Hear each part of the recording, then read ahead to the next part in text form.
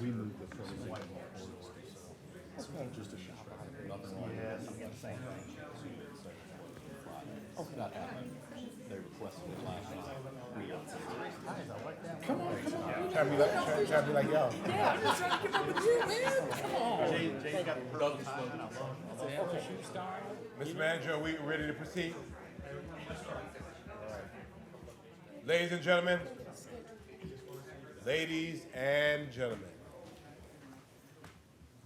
if you're happy, you know it, clap your hands. I thought we were gonna break out. I've been saying that lately. It's just, Thanks. I think I'm regressing. Yes, oh, Thank you all for being here. This is a city council workshop today, February 26, 2026. Alderman Pertee to lead us in our opening invocation. Thank you. Let's go to a place of peace and grace. If you would bow your heads with me.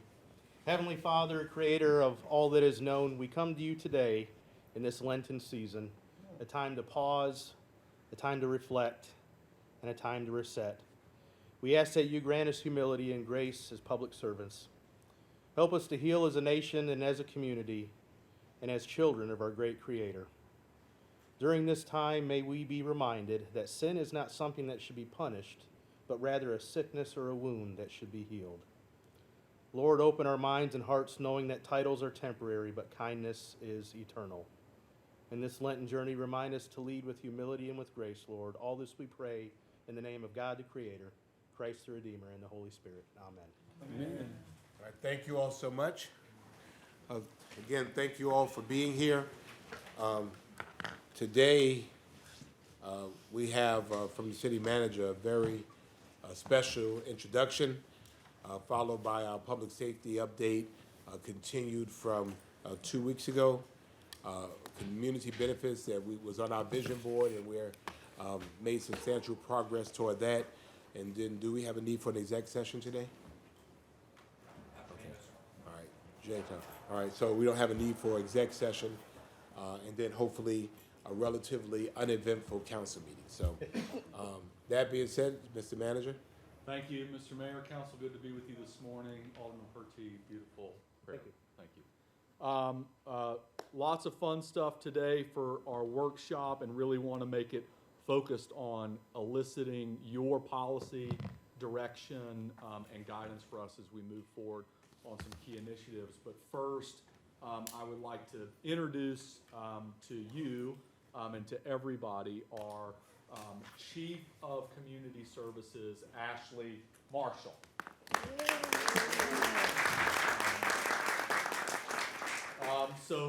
Ashley is filling some big shoes for our Assistant City Manager, Taffany Young, who held that position and did great work as our Chief of Community Services, and is now doing extraordinary work as our Assistant City Manager. But I am extraordinarily confident that Ashley's going to fill those shoes and continue walking and climbing and improving our community services. A little bit about Ashley. She's a mission-driven executive, extensive experience in local government leadership, public health, and nonprofit community-based partnerships. Before coming to Savannah, she most recently served as the Deputy City Manager for Social Equity and the Chief Prosperity Officer for the city of Charlottesville, Virginia, where she led departments very similar to ours in community services, focused on human needs, justice, parks and recreation, human rights, human services, police civilian oversight, social services, sustainability, and social equity work. So she's bringing all of that incredible experience, as well as experience as a regional nonprofit leader in Virginia, to the city of Savannah. She also, she'll tell you that her family business is city management, as she is the daughter of a city manager in Virginia. So we're very happy to bring Ashley to the team, and this, we are now full. The executive leadership team, the table is set, and I can't be more excited about the incredible leadership we have in this city, who's leading our service centers, who are leading our important departments, and Ashley was kind of the finishing touch to that. So welcome, Ashley, and thank you all council for your warm introductions and welcomes to her to Savannah. I'm actually surprised that she's still here. I thought we scared her off. Okay, all right. We do have, we eat lunch around here, so. Okay, so we will get started by finishing some workshop items that were continued from the last workshop, which are public safety based. I want to thank council for the very, very helpful discussion we had last workshop, specifically around our police and fire work for 26. I thought that the discussion and the policy direction really left staff with some key things to think through and work on to better align our work with your vision and direction. So we're going to continue now with our public safety update for two non-police and fire agencies that are involved in this work. Our Office of Neighborhood Safety and Engagement, but first, our Office of Recreation and Leisure, who provides services for everyone in our community, but has very tailored and specific partnerships and work that we do in public safety as it relates to programming for our young adults. So I'm going to turn it over to our Senior Director for Rec and Leisure, Mr. Nick Roberts. Thank you, Mr. City Manager. Good morning, Mayor and Council. Good morning. As the City Manager said, this presentation builds on the public safety presentation from last Council's workshop and focuses specifically on how recreation and leisure services, as well as ones and the police, are working together to address youth violence through prevention, engagement, and a coordinated service delivery. As you've heard from previous presentations, addressing youth violence is not the responsibility of one particular department, but it's shared, coordinated, multi-agency approach. These efforts directly advance Savannah GPS's goal to increase public safety and our collective sense of security with a specific focus on fostering safe behaviors in young people. This strategy really is about creating the conditions where young people can make positive decisions, stay engaged, and build connections.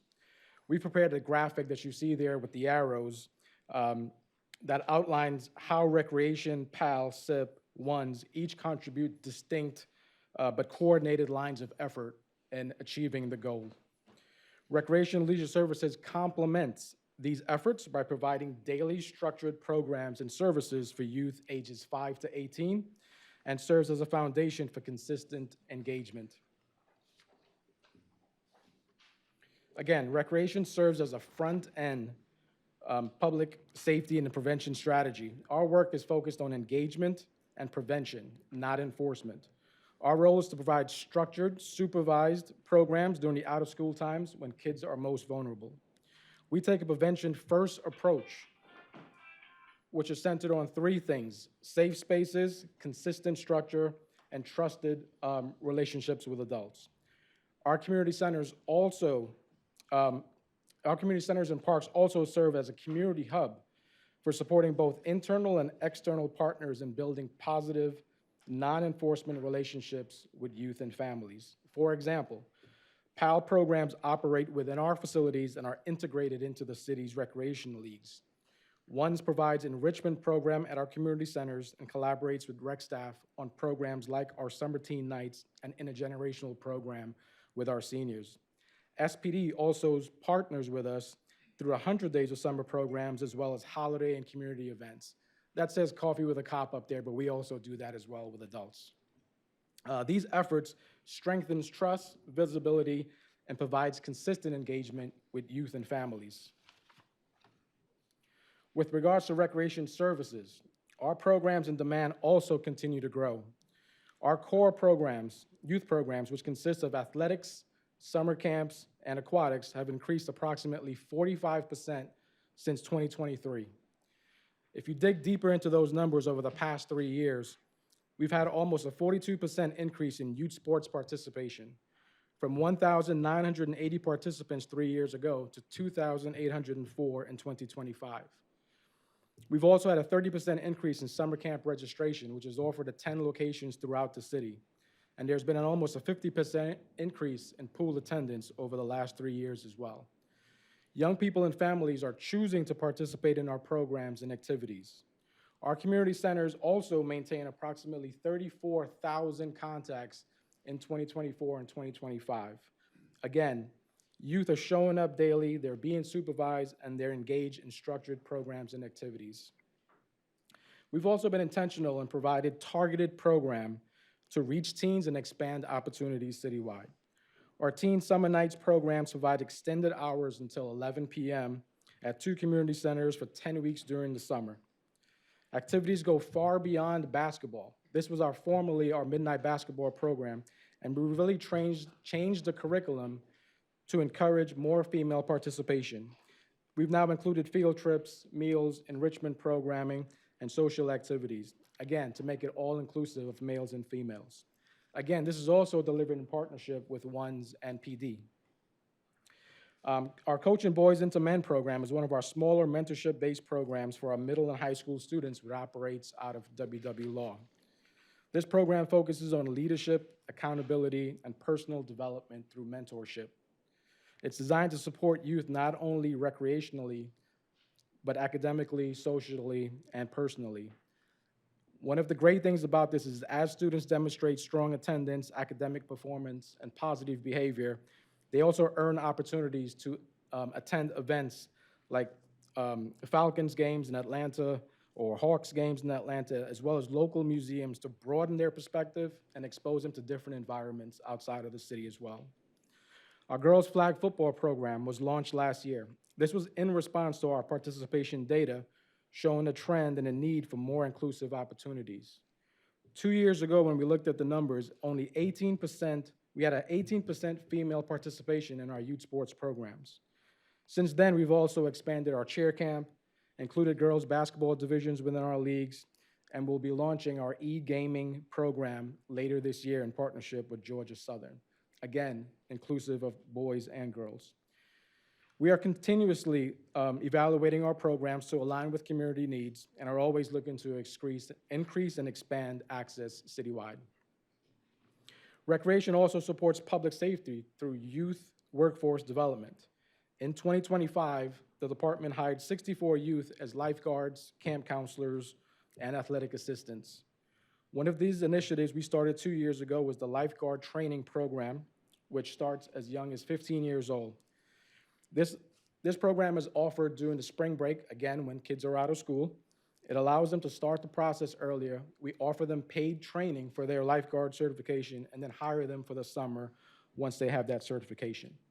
This has not only improved our staffing levels, but it's also created a real pathway to not only summer employment, but we've also started to see more of those kids move into employment in part-time or full-time positions with the city.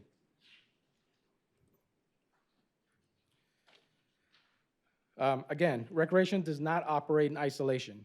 Our facilities and programs function as a shared platform for coordinated service delivery. In 2026, we will strengthen collaboration with our partners through bi-monthly interagency meetings to align programming, facility usage, and outreach. We will conduct joint staff training focused on trauma-informed engagement, de-escalation, and youth development. We will create or evaluate creating youth safety and engagement hubs by expanding partnerships with nonprofits and grant-funded organizations within the community centers. And then lastly, expand marketing and outreach by developing dedicated social media and outreach strategies to better connect with youth and families. Together, these efforts ensure that our approach is not only collaborative, but structured, intentional, and focused on prevention. We look forward to continuing this great work, and we appreciate your support for the Recreation Department. And with that, I will take any questions or turn it over to Mr. Jimmy Johnson, our WUNS director. Just ride through and then come back. Yes, sir, that'd be great. Thank you. Mr. Johnson? Thank you, Ms. Roberts.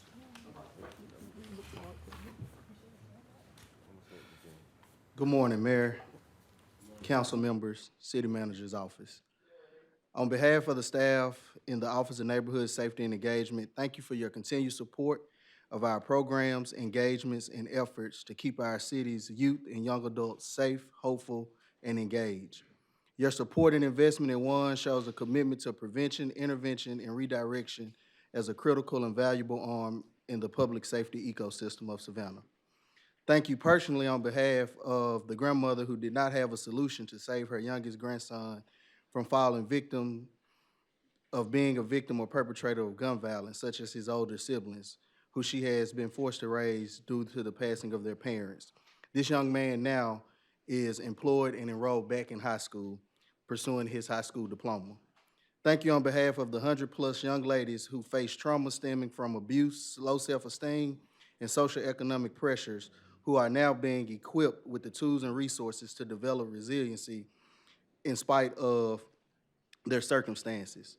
Thank you on behalf of the young men who have found themselves incarcerated even after being engaged with WANs, but are still receiving GED tutoring and prep and continued mentorship from the WAN staff.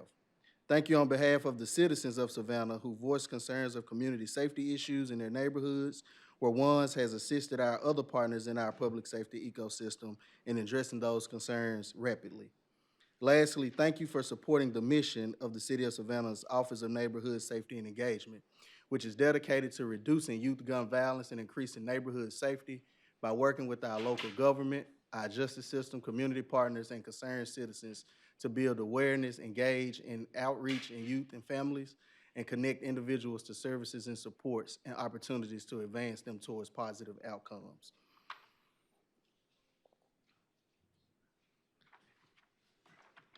To reiterate what our other partners in the public safety ecosystem has said, we understand in WANs that this is not solely a one department initiative to reduce violence and increase safety. We are very data-driven in our Office of Neighborhood Safety and Engagement, using data from SPD to show where we need to direct our efforts, and also engaging those individuals who we see while we sit in their public safety meetings of being at the highest risk of being involved in these crimes.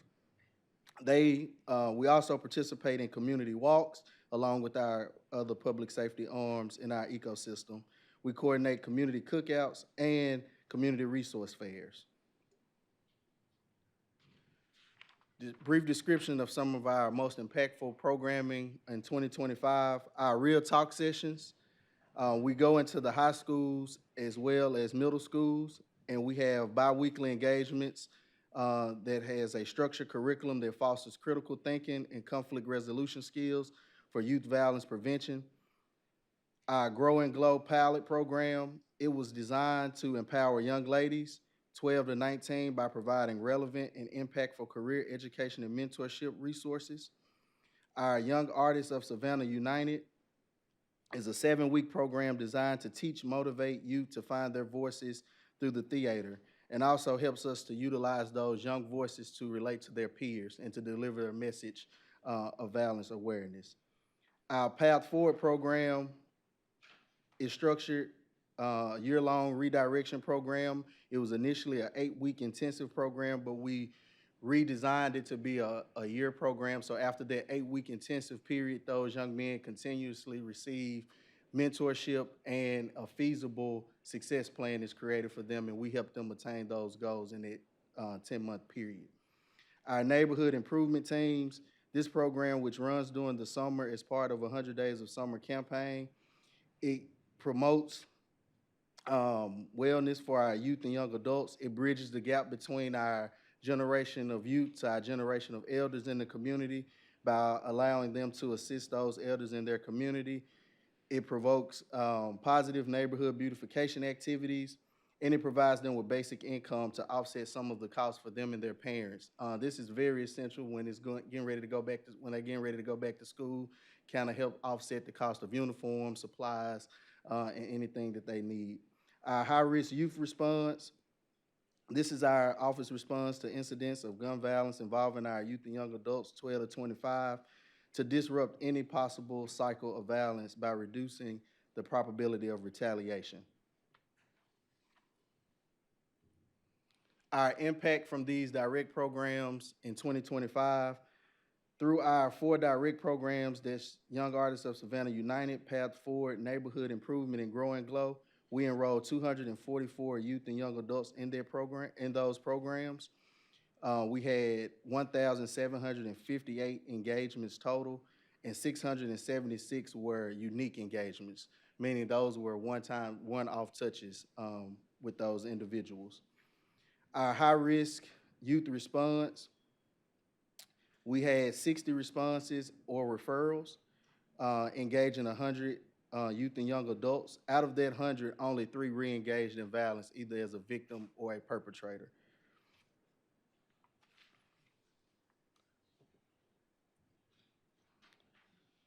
Our community partnership outcomes, through our violence reduction grants, we had 7 grantees that were awarded grants in 2025.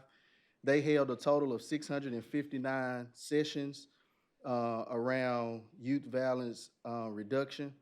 They had 1,157 touches.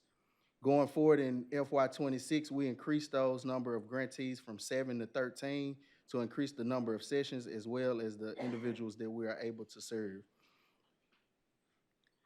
On our school engagements, our Real Talk sessions, we engaged 350 youth in the school system. We went from 5 last year to this year. We have increased our number of schools that we're engaging to 11. Community engagements, through our community engagements, whether it's partnering with community partners or recreation or SPD or our own events, we touched 1,412 citizens in Savannah. Major outcomes and highlights, again, through outreach and programming, we touched 2,327 citizens of Savannah. Our response to high-risk incidents, we only had a 3% recidivism rate. Out of our Path Forward participants, we had 10 to successfully complete the program. Only 2 of those individuals re-engaged in violence. One as a perpetrator and one was a victim of gun violence. We increased NIT participation by 36% from the summer of 2024 to last summer. This year, our goal is to fill all those positions at 100 youth employed this summer. Our NIT program has been selected to be presented at the 2026 National Youth Advocacy and Resilience Conference on March the 2nd. It will be here in Savannah. We also have added 11 community volunteer mentors to assist our young men and young women for mentorship through our direct programming.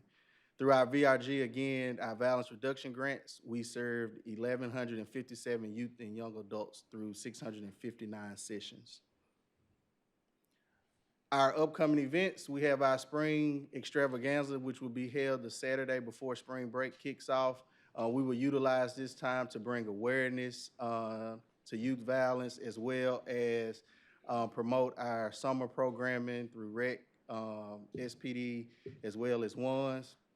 We have the film from last year's Yazoo play that has been finalized and edited that will be premiering April 9th.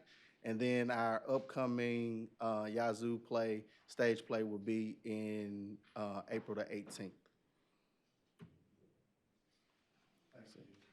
Thank you, Jimmy. Let me just go back to that previous slide. Thank you.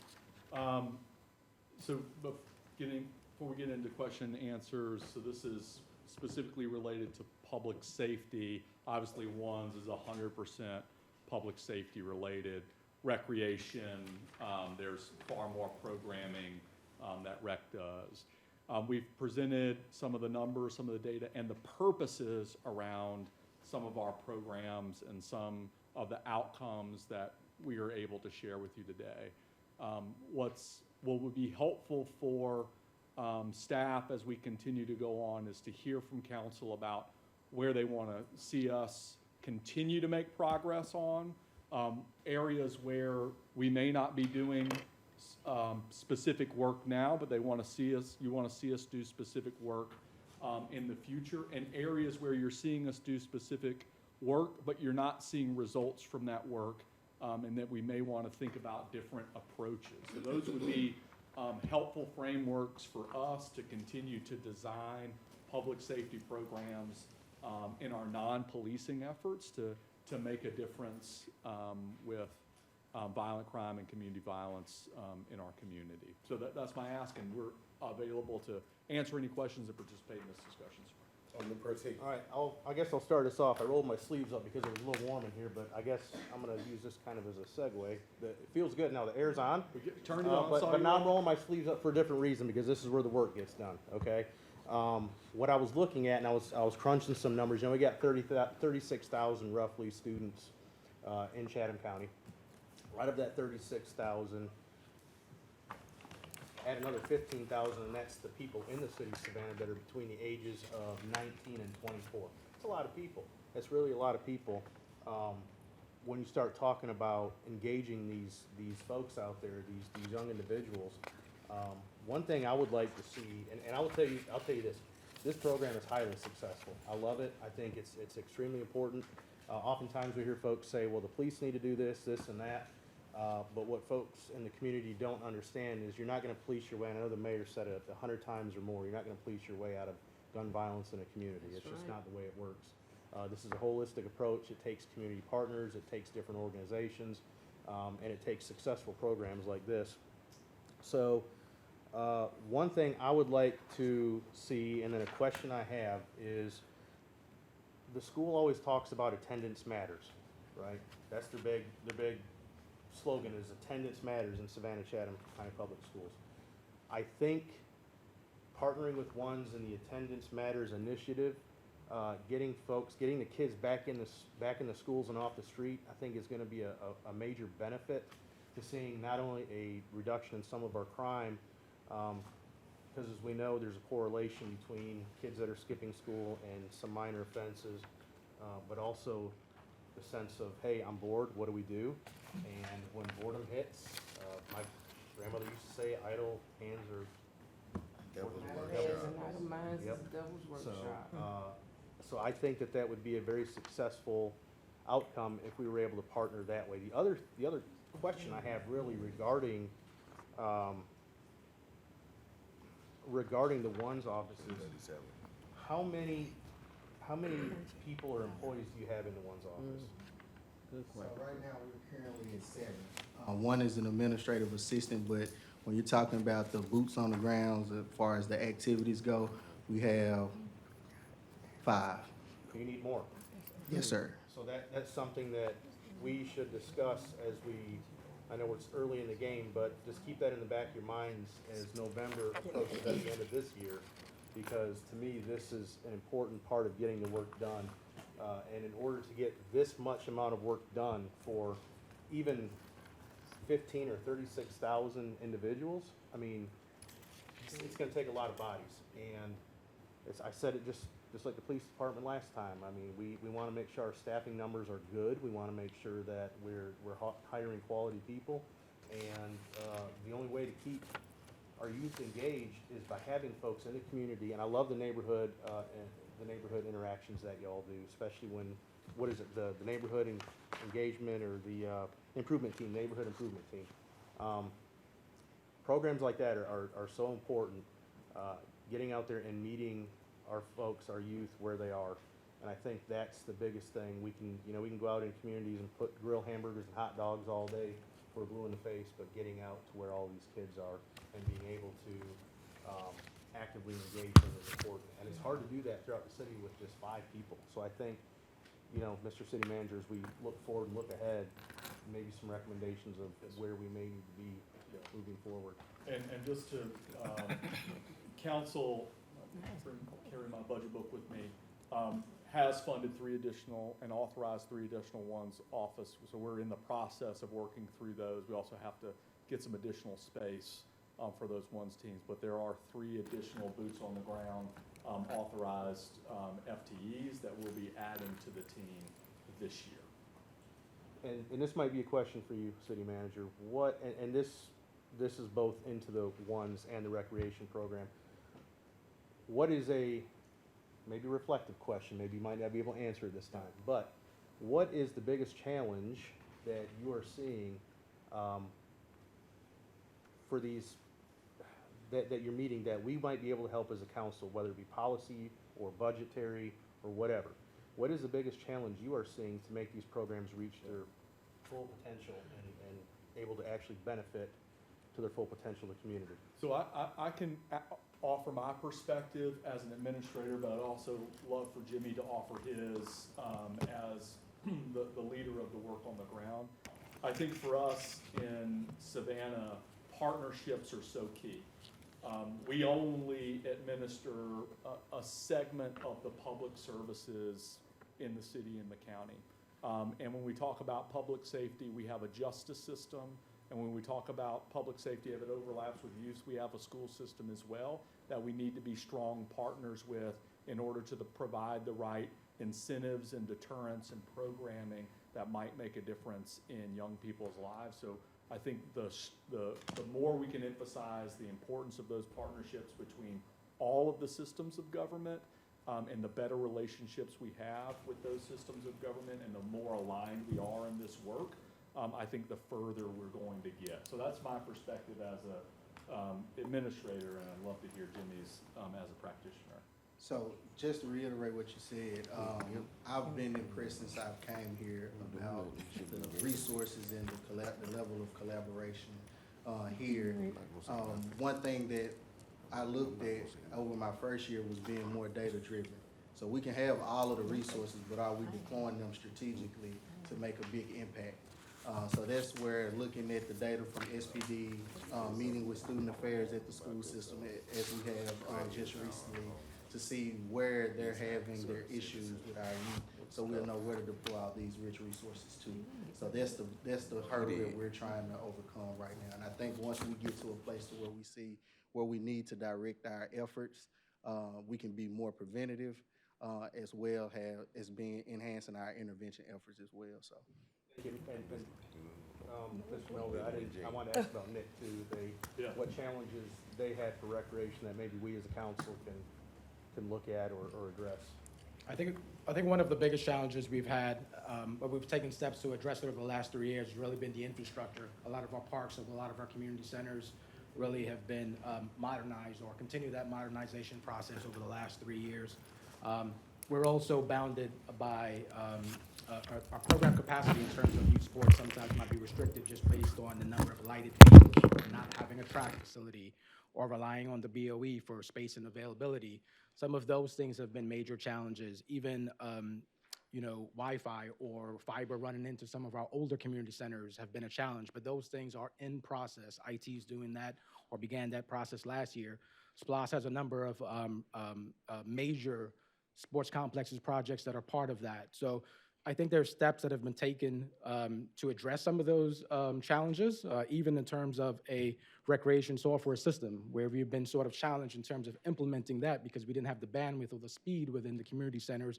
Those are things that we're now addressing. So I think that, yes, the infrastructure more than anything else, but we're taking steps to address those things. And my piece to add on to that is going to be very similar. It's how do we share and co-develop infrastructure for recreation. And I think there are some places that we could point to that, the work that we're trying to do in the Highlands right now, and working with Port Wentworth, who's also investing heavily in park and recreation space, and making sure that our investments are complementary to one another and able to be shared across communities. The IGA and the work that this council did with the county for a gymnasium in Carver Village, I think, is really important in terms of sharing capacity, and the work that we've done with BOE but need to continue to do, because obviously they have a tremendous amount of recreation infrastructure, and certainly its mission and its focus should be academics and school-based, but there's a community need there too that I think I've seen a willingness on their end to help partner with, and we've got to continue to work those partners. Thank you. Alderman Palumbo? Thank you, Mr. Mayor. Thank you both for your presentation, and I appreciate the youth engagement in the drive and its intersection, and how in this big ecosystem that we have in the city of Savannah, they all intersect and collide. And to see Rec Reimagine, being born, grow up, become a teenager. Now, I think it's somewhere in college, maybe. We got to decide and debate which one it's going to be. But Mr. Roberts, tell us about, there's been a great growing diversity of the programmings and the offerings in Rec Reimagine. Are you seeing, the engagement for registered participants is growing and growing? Is that across the board for all the programs? Yeah. What are you seeing on the front lines? So you have to remember, 2020 was COVID, facilities were closed, 21 we were still closed, 22 we had restricted capacity in our building. And that sort of pause on recreation and using community centers really sort of slowed us down. The last 3 years, we've about a 45% increase just in recreation programs, but even our senior programs have come back to life. Those programs with seniors was really impacted by COVID. So I think you're seeing, as the investments go into the centers and the facilities, you see the engagement coming back to life. But yeah, we're trying to sort of target programs based on community needs, listening to feedback, making sure that customer service scores are high. So those are the types of tools we're using, trying to improve service delivery as we move forward. Are there any activities that, you can watch the trend line that are going to outstrip our own capacity to serve, that we need to make investments in the future? And then, I know you've been working a lot on technological programming, esports, and some of those. What are the investments in the years ahead that we need to make? I think the city manager alluded to it. I think, we have a lot of local municipalities who have their own park and rec programs around, and sometimes we compete as opposed to collaborate. I think we looked at the numbers earlier this year. Almost 50% of the teams that actually play in the city leagues play in the county leagues, right? So maybe looking at collaboration to try to maximize the space as opposed to competing and serving the same constituent. That's something that we'll take a look at. In terms of the physical assets, yeah, lighted practice fields, a track. The city does not have a track, but we have a track program. We have over 250 participants in that program every year. Those are some of the things that, bigger things that we're looking for as we move forward. Thank you. Alderwoman Bell. Thank you. And thank you guys, Nick and Jimmy, thank you for the work that you do. And this is really the information, I guess, or the answers that I sought when I spoke to, what are we doing about prevention, when the police chief was giving his presentation last week, and as policymakers, we were listening to your goals for full staffing or working towards full staffing, the goal you've given them. But I also recognize how important it is for us to do as much as we can on the prevention side. So thank you for what you're doing. I guess I have one question.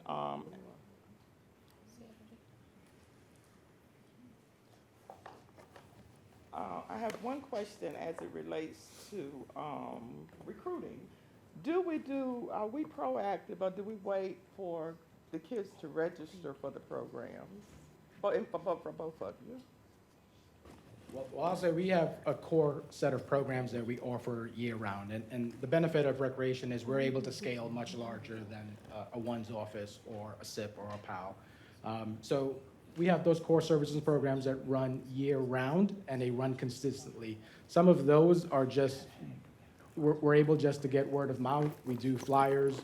We've used the city's social media platform and marketing that way.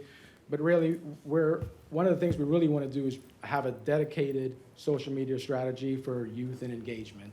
I think sometimes when we try to push out a lot of the recreation stuff on the city's page, it gets buried, or it's not where some child is going to go look for what to do within the community center. So that's one of the things that we're looking at exploring and expanding as we move forward. And I'll let Jimmy answer if he wants. So for our preventative programs like NIT, Yazoo, Grow and Glow, we actively recruit those young people when we go to the schools, when we're out doing our community canvassing. That's majority of our preventative. Now, our Path Forward kids, we recruit those through our referrals from juvenile court, or if they went to criminal court and got out as well. But yes, we actively recruit year-round for our programming. Like Nick said, the issue is, again, if we put something out on the city's website, our youth are not searching City of Savannah, but they'll be more apt to go on TikTok or Facebook or Instagram and see something that pops out at them and it grabs their attention, so. And are we doing targeted marketing too? And I suspect, Jimmy, you are working with the police department to determine areas where you need to be, we need to be attracting kids from for various reasons. And I would assume that the answer to that question is yes. Yes, ma'am. Okay. Yes, ma'am. When Alderman Pertee, when you mentioned the 36,000 students, you're talking public school students, right? That's So you know that number is exaggerated when you add all the other private and homeschooling. So there are kids out there, lots and lots of kids, and you guys know that. But I do.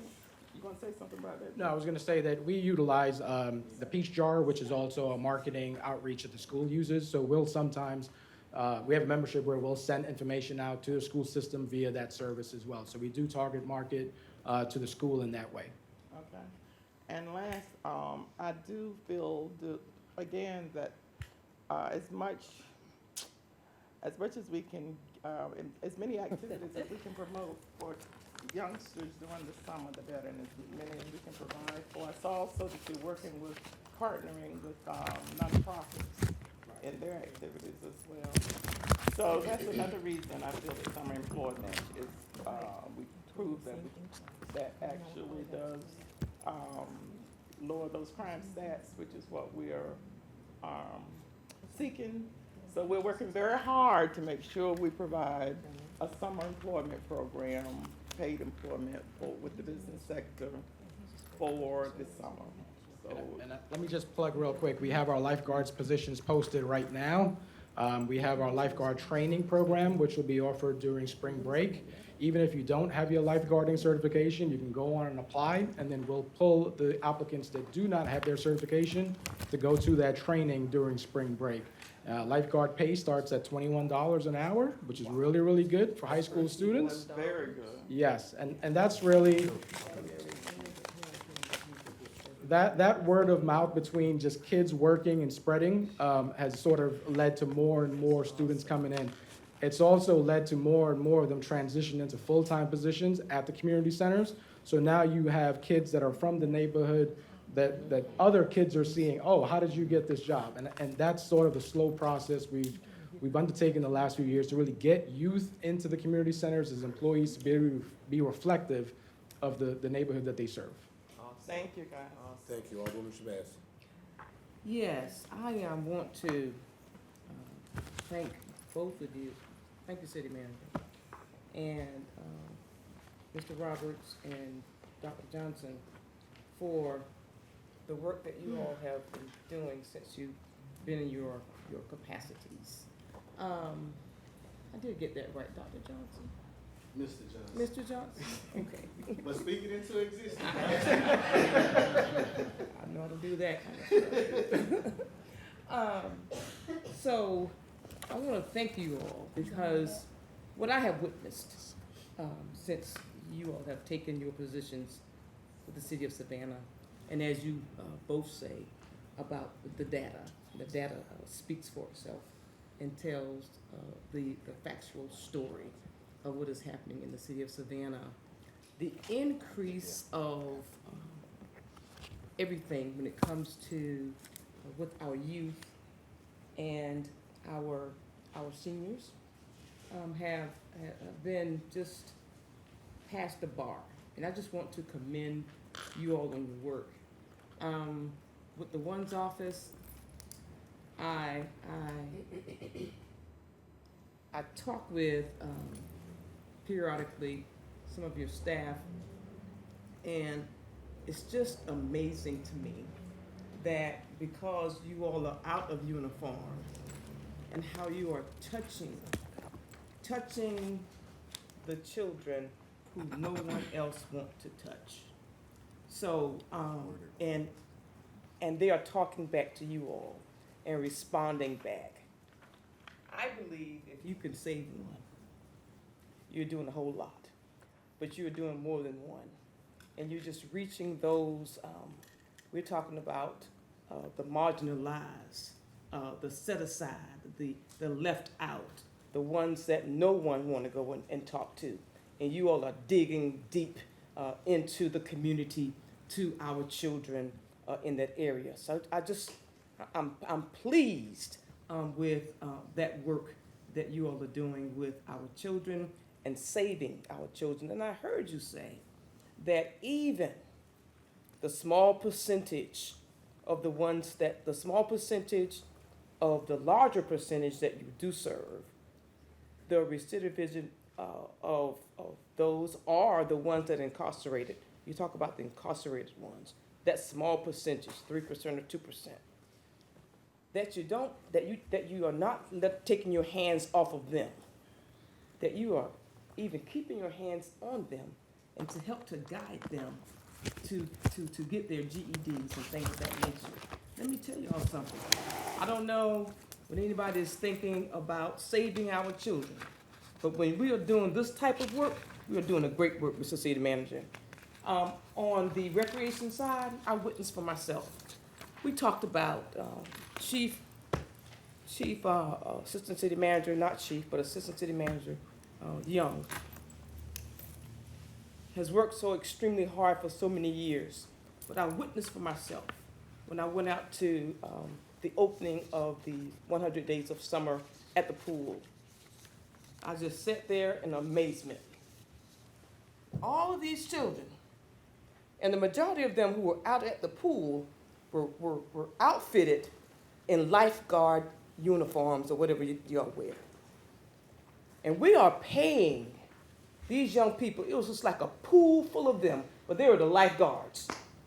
We were talking about for years and years and years, lifeguards.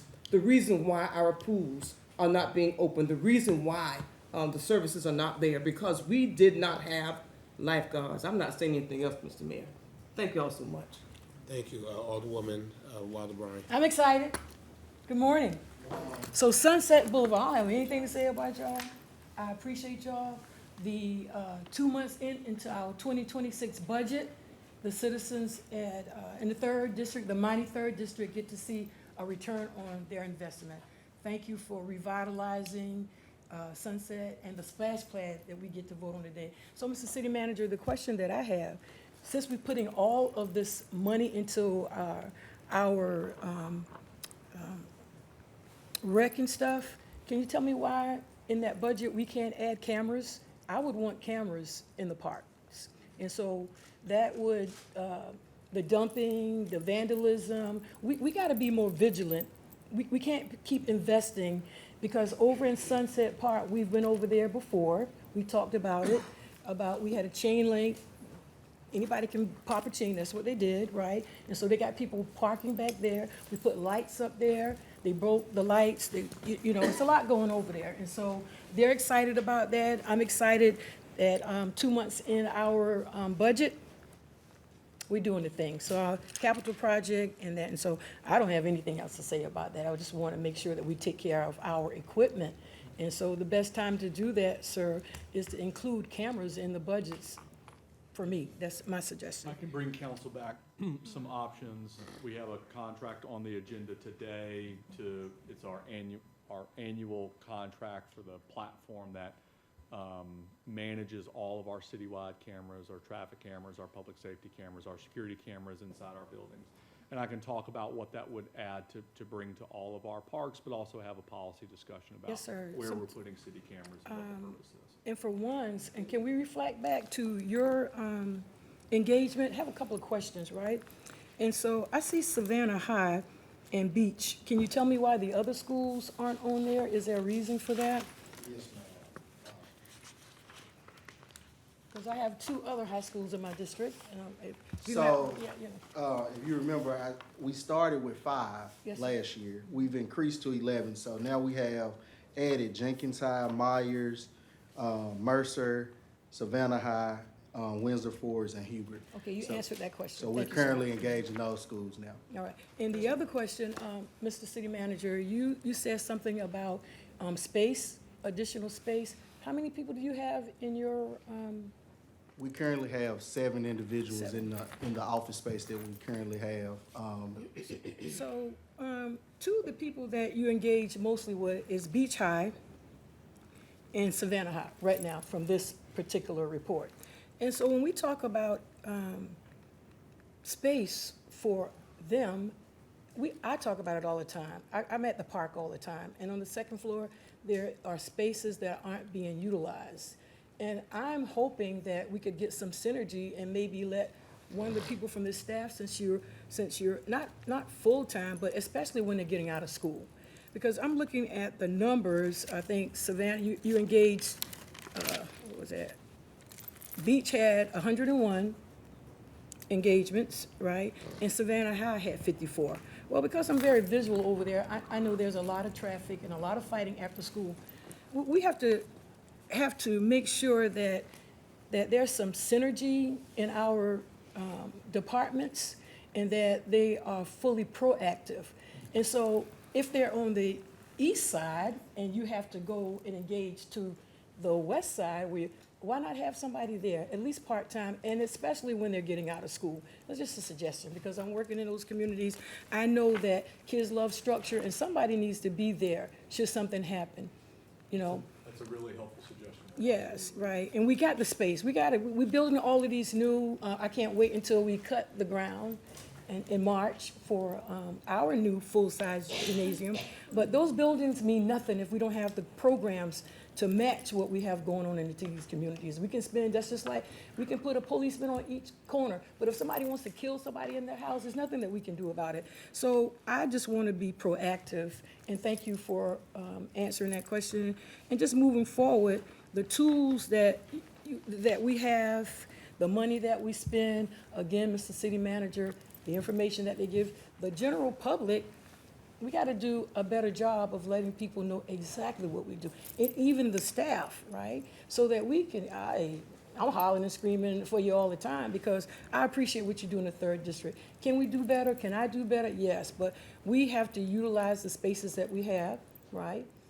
We don't have to look for another space. It's a win-win. Even at Beach, Tompkins is right over there. And so somebody needs to be out and about. I know we have the resource officers out there, but it would behoove us to just shore up what we have before we spend any other money, because we got the space, Mr. City Manager, and the cohesiveness would only mean win-win. I appreciate what you're doing.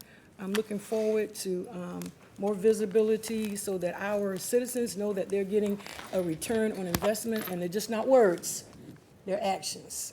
And so thank you for what you do. Thank you, Mr. Mayor. Thank you, Mr. City Manager. Thank you, guys. As passionate these two organizations are to us, Mr. City Manager, I know we have a meeting coming up soon, and I appreciate the opportunity for the youth coaches to sit down with the Leisure Services. And I just ask Nick and the City Manager if you would think of having the old guard to come in. And I'm leading into it because we come from the Leisure Service era, and we had Joe Shearhouse Sr. and Barry Baker and guys like that who created the entire Leisure Service aura in the community. That's what had people coming to more and more events in the park, and more programming was happening because of what they did. So I'm looking forward to this conversation. And within that conversation, I'm gonna ask you, Mr. City Manager, if we can continue that conversation when we speak on our involvement in the community centers and the programming that's happening in the community centers, because what it looked like on paper, it looked like it's a wonderful thing and it's drawing a lot of people, but there's a lot of things that I don't want to talk about in public. But we can have a conversation, adult conversation about what the community is saying, what we are not getting back on the return of those investments. We already have a conversation about WW Law. It's not inviting. We're having a conversation now about upgrading the lighting around the entire facility and making sure that the security is right. But when you walk in the building, we want to make sure that it's an inviting space and the programming going to match what we're asking from the community. And also over at the Delaware Center, we have a senior center that's right across the street. And more of those seniors depend on the staff, if you didn't know, that the staff help seniors with getting on social media or helping them with bill pay online, but they depend on certain services that come out of our community centers. But for some reason, we're starting to shift our employees around, and that's causing a hardship on them mentally. I know it might seem like it doesn't, but when I go to the community centers and they ask, well, where's this person that we always see, or where's that person? But that person does such a good job at this center that they've been taken all the way over to the Moses Jackson Center, or they've been transferred over to WW Laws. But that small thing right there, just transitioning our employees around, becomes an issue to some of our senior members that utilize our spaces. And also, with the ones, you know, I've always been a stickler of the ones because you guys are the most important key to the relationship of our young people and transitioning from elementary, middle school up to high school, that actually help the Savannah Impact Program, because sometimes that helped build a pie of the entire family as a holistic involvement. So I think it's best that the ONCE program, Mr. City Manager, get with Nikki and her staff so they'll be able to tell their story when SGTV is actually launched, and they'll be able to tell all the stuff that the ONCE program is doing, so that we say, well, we don't know what the ONCE is doing. I don't know when they're out. I mean, what do they really do? So once we have that opportunity to tell our story again, then they'll be able to tell their story and say, this is what we're doing. These are our young people, and this is our target goal of what we need to do in the next year, and how our partners are playing a pivotal role in making sure our young people are safe. And my question to you, Jimmy, is do you guys have a working relationship with the Housing Authority? Because the majority of our issues that we have usually stem from the Housing Authority, or we'll talk sideline about the involvement of crime that's happening from certain areas that would include our housing developments. So we just did an event, 2 events in Fraser Homes 3 weeks ago, and then a week prior to those 3 weeks, so a month ago, we did a community canvassing, and then we came back and did a community cookout resource fair. And we were able to do that on their property because of that relationship with the Housing Authority. They gave us the grace and permission to go out there and set up in the court to do that. They was very supportive. We had one of our VRG grantees that's housed out of that community, that's there for us when we're not able to see there 24 hours a day. But her organization, we've partnered her with the Housing Authority, so when she wants to host events out there, she can as well.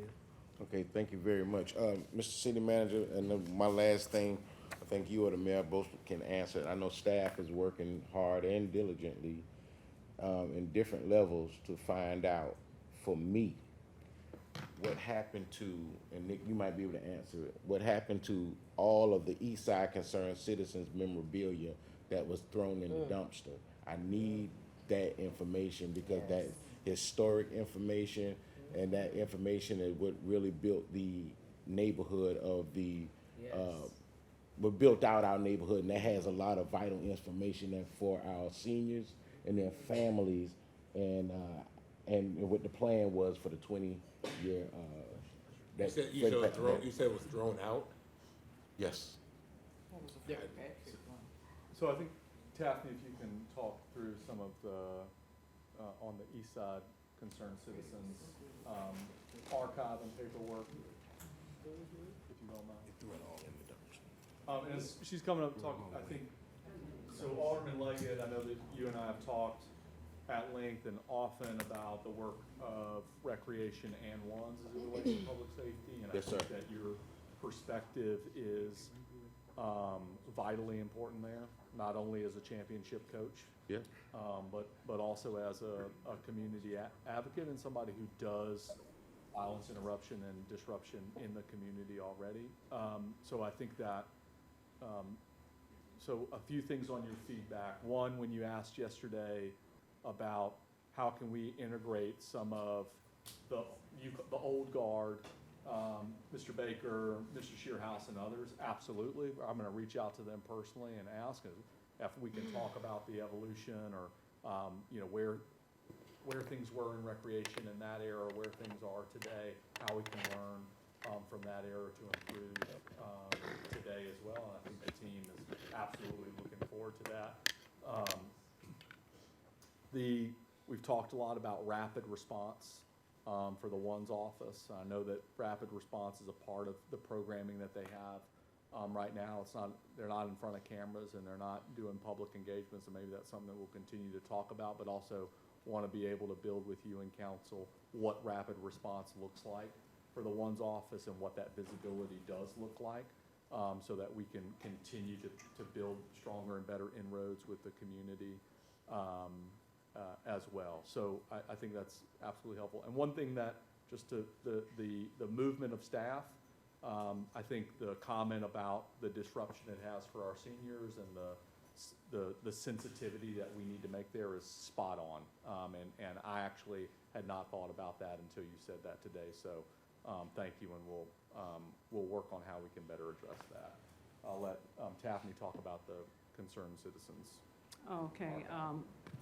The space, if you all recall, years ago, we used to have a space that was in there for Eastside Concerned Citizens. When Freddie Patrick was alive, and he did so much work there. After his passing, the association stayed active for a period of time, but kind of fell to the wayside. But that's right. And so there's been challenges of trying to get the organization back into operation, but the space was continued to be used by folks who had been connected to the association.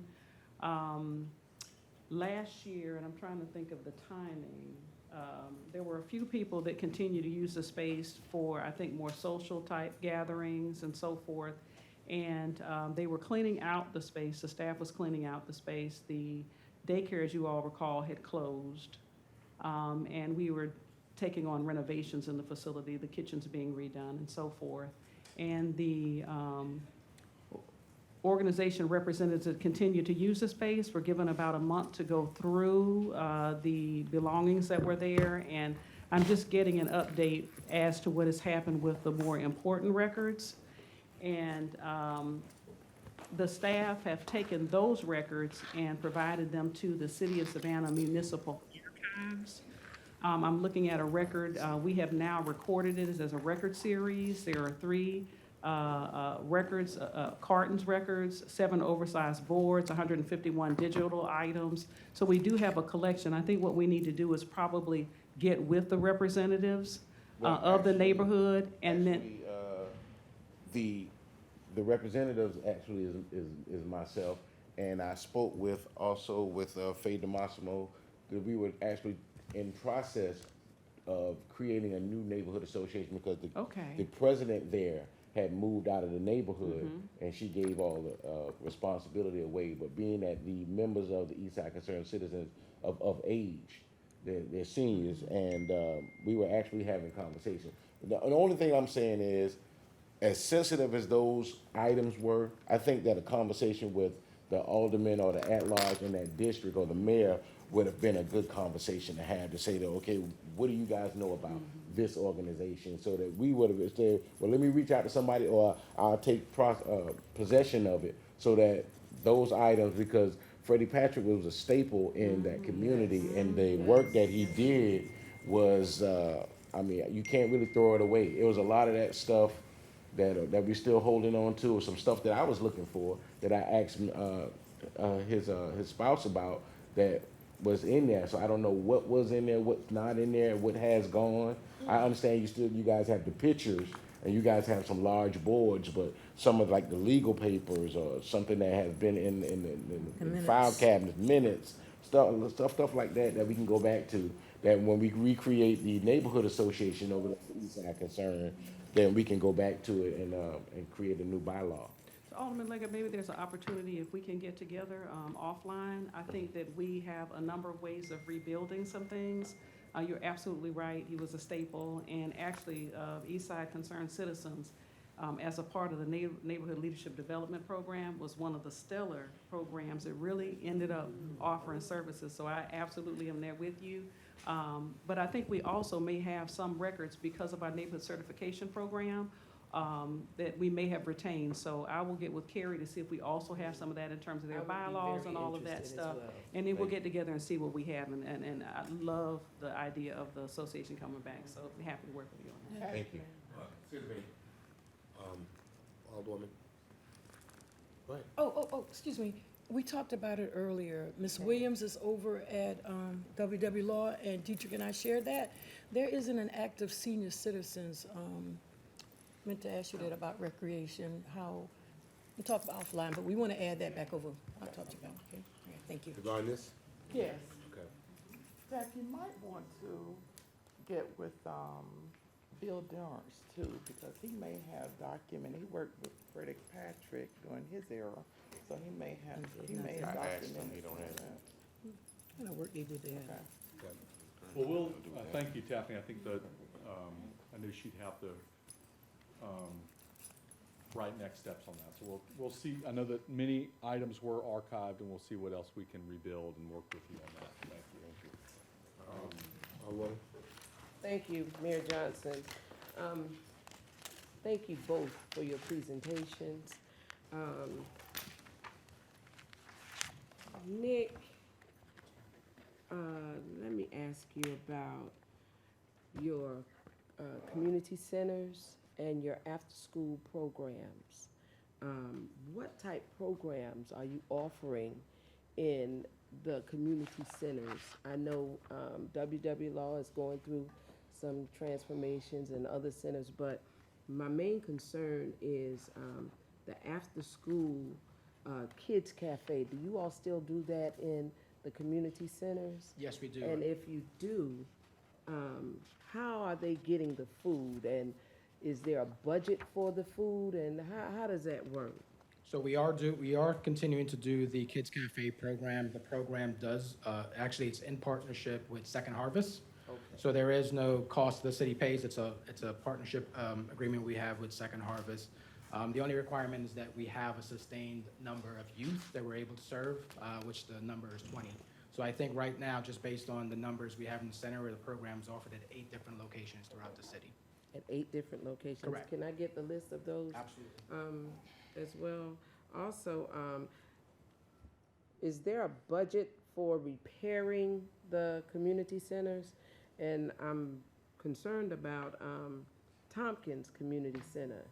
That wall has been, and I mentioned that to you, myself along with Alderwoman Lanier in our meeting, Mr. City Manager, that wall has been damaged for 6 months. How long does it take to repair something like that? And God forbid a child or children were in that gym at the time that situation happened. Right. Somebody could have been hurt.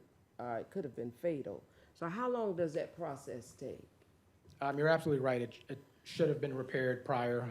I believe the last update I got from Capitol was that there were bids going out for the actual repairs. I will follow up and get you an answer after this meeting. Bids going out for the repairs? Right, Okay. yes. Um, They had shored it up originally, and that's why we actually sectioned it off. But they have to go back and do the final repairs. They've structurally done it with wood frames, but they have to go back and build it with the cinder blocks. And I think there was a bid put out by Capitol. I will follow up and get an update for you. And also, I would like to suggest that because of the way the accident happened, if you could put like those steel Bollards. bars and whatever, so that that won't take place again. Also, in our community centers, I visited quite a few of them. And I see, right now, we're going into a different era. We have different things going on in the world. And I see a lot of computers and what have you in there, but I don't see anybody giving instructions. Can we get somebody to actually teach our children how to do computer work, how to do AI and all that stuff? Because that's what we're moving into now as a as the world. Yes. So And we don't have that in our community centers. So two things, we have a computer specialist position that we've had a high turnover rate the last 3 years. We were able to get it reclassified at a higher level. We have a new person that started about 2 months ago. His first priority really was to implement a new civic rec system, which is a new program registration system. That's set to kick off on April 1 with our summer camp program offering, and that program is actually being used by Human Services, Cultural Arts, and Recreation as well. Once that's done, then he will shift to doing programming within the community center. So that's one thing that's coming. The second thing, we're looking at partnering with another company called Port City Tech. That was the lead we got through Alderman Palumbo. That gentleman is looking to do AI and programming initiative over at Tompkins as well. So he actually just submitted his proposal last week. We're reviewing it, and we'll probably look to kick that off in the school year later this year as well. So now let me ask you this. You're saying that that's only 2 people. For Well- how many community centers we have? We have 15. Okay, 15. So that means that you probably need additional people, right? Right. So that means the budget, we need to add some more funds so that we could hire more people to be in the community centers. Yeah, Mr. City Manager, okay? Yes, ma'am. All right. Budget is council's. Now, with our ONES program, I see here where you service individuals ages 12 through 25. You talk a lot about what you all are doing for our school-age children. Now, for people that are 18 to 25, because at 18 you graduate and you move on, 18 to 25, what programs, what services do you have for those individuals? And do you, with the ONES program, do you take our participants to other locations aside from Savannah? Are they exposed to other areas in the country? I know there was a program called the Keystone with YMCA and Youth Futures Authority and those organizations. And back in the day, when I worked at St. Pius Family Resource Center, we would take these kids all over the country to different youth activities and agencies and what have you. Is that something that ONES is actually doing? And if so, where have you taken those kids? If So you we haven't. haven't taken them nationally anywhere. Our Path Forward program, a component in the Path Forward program, they do job shadowing. We take them out to some of Savannah's high demand employers, Hyundai, Gulfstream, thank you, Gulfstreams, the Carpenters Union. We also take them to be exposed to educational opportunities, so they go to Savannah State, Savannah Tech, Georgia Southern as well. And now with our Growing Glow pilot, we just had a meeting yesterday with a representative from ACES World. She's already set up 2 exposure opportunities, one to the Hyundai plant and one to a nutrition center for them to job shadow there within the upcoming months. Okay. Your second I'm more question, concerned 18. with our young people being exposed outside of Savannah. You got to go see other places and other things, and that'll sometimes give a child the inspiration to do bigger and better things than just being stuck here in the city. Also, the alderman mentioned the old guard. I'm just wondering, do you communicate with our retired police officers, and is that a possibility to bring them in as mentors for the ONES program? Yes, so we have a sign-up link on our landing page for anyone that's interested in being a volunteer.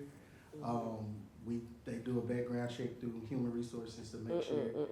Do you reach out to them I don't want them to volunteer. I need you all to, So- That's a good if possible, reach out to We'll them. work with. So we recruit when we go out, and we're out in the community, we recruit and make that known that we are actively looking for volunteers as well. We have, again, a plethora of youth available to be mentored, so there's opportunity there. There's a number of men that have been incarcerated, that have come home, they have changed their lives, and they want to get engaged and involved.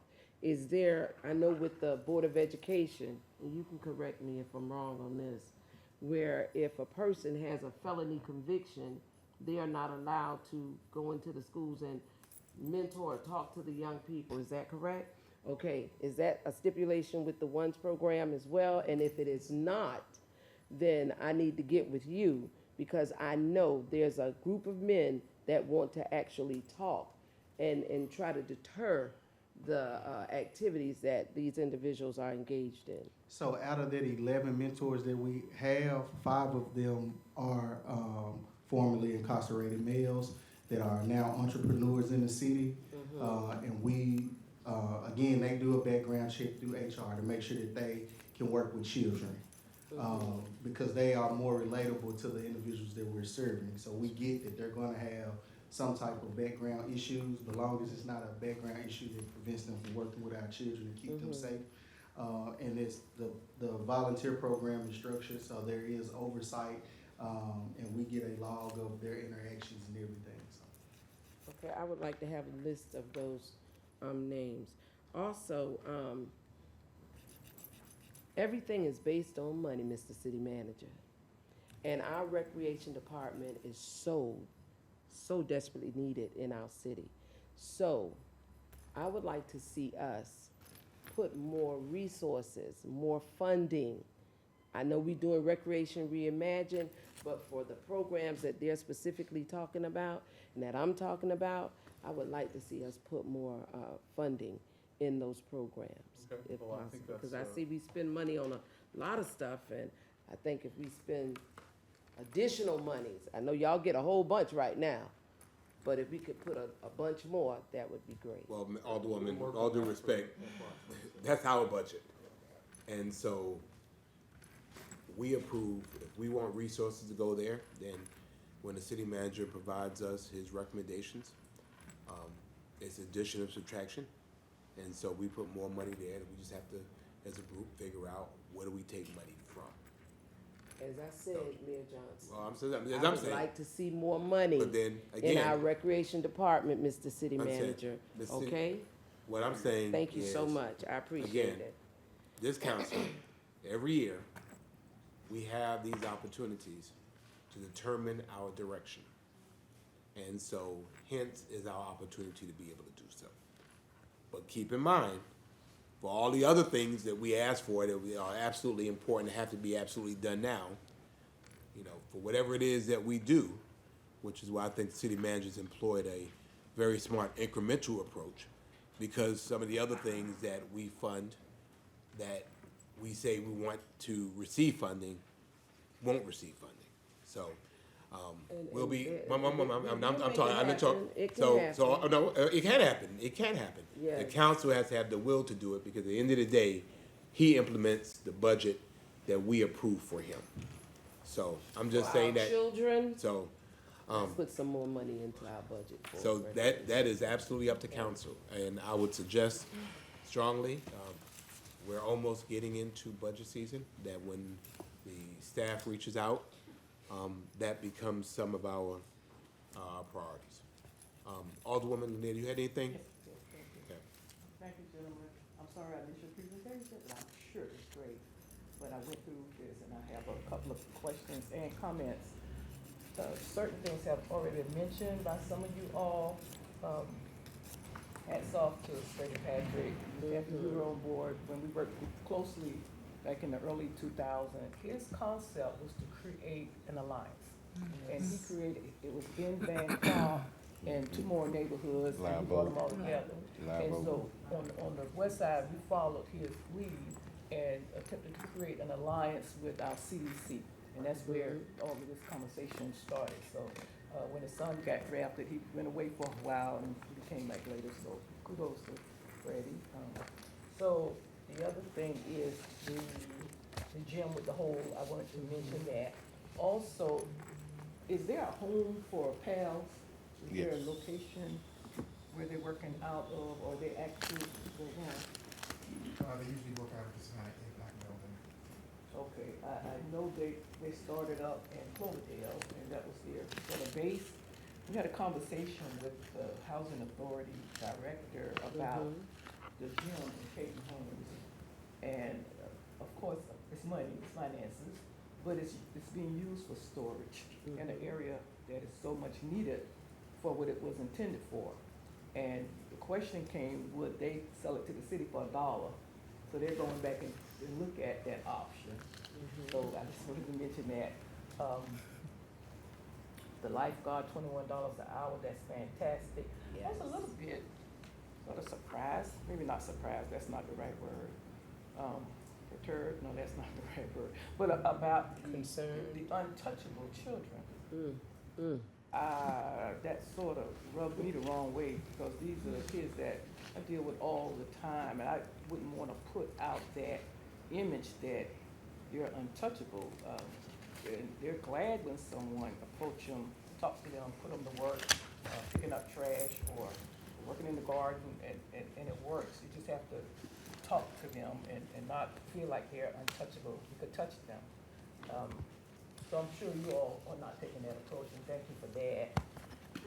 Alderman Pertee has some really good statistics on the amount of children in school, but can you tell me again, the children that are not in school that you mentioned, what that number was? Between the ages of 19 and 25, Yes. about 15,000.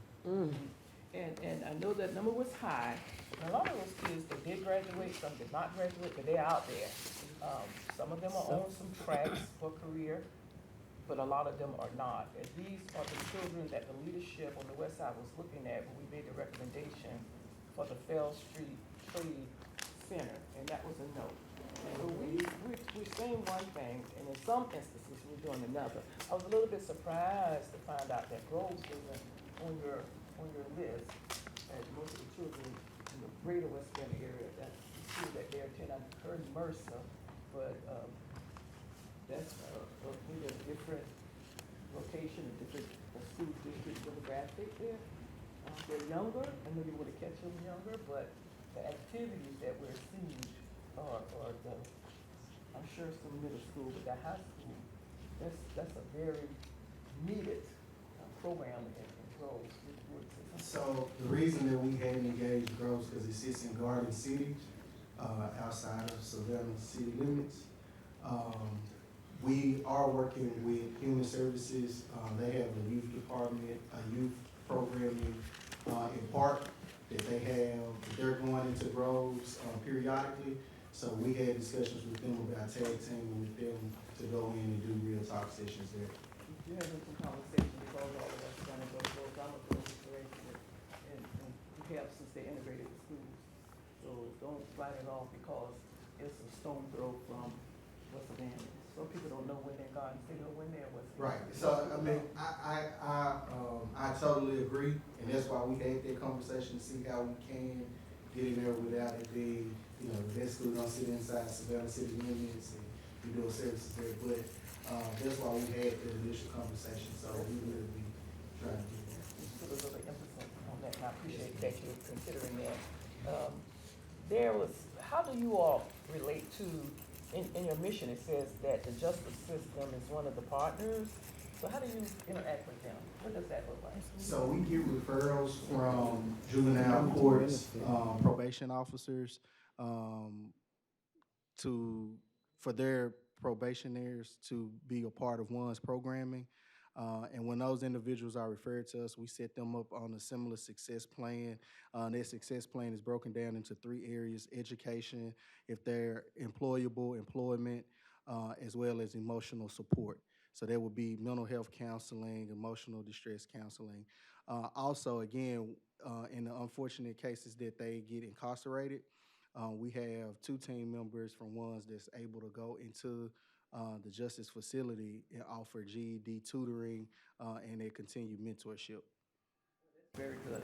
I think what I'm thinking is that from a higher level, Jay, because we hear this all the time, you know, folks get arrested, they go in jail, it's a revolving door, they come right back out. And I'm thinking, who do we have in our organization that would sit down, have access to the judges?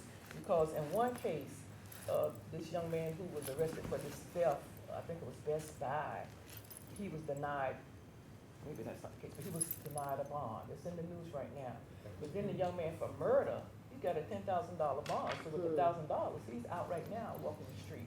So we let a thief stay in jail, but we let a murderer, accused murderer, out. So a conversation need to be had at that level. A probation violation.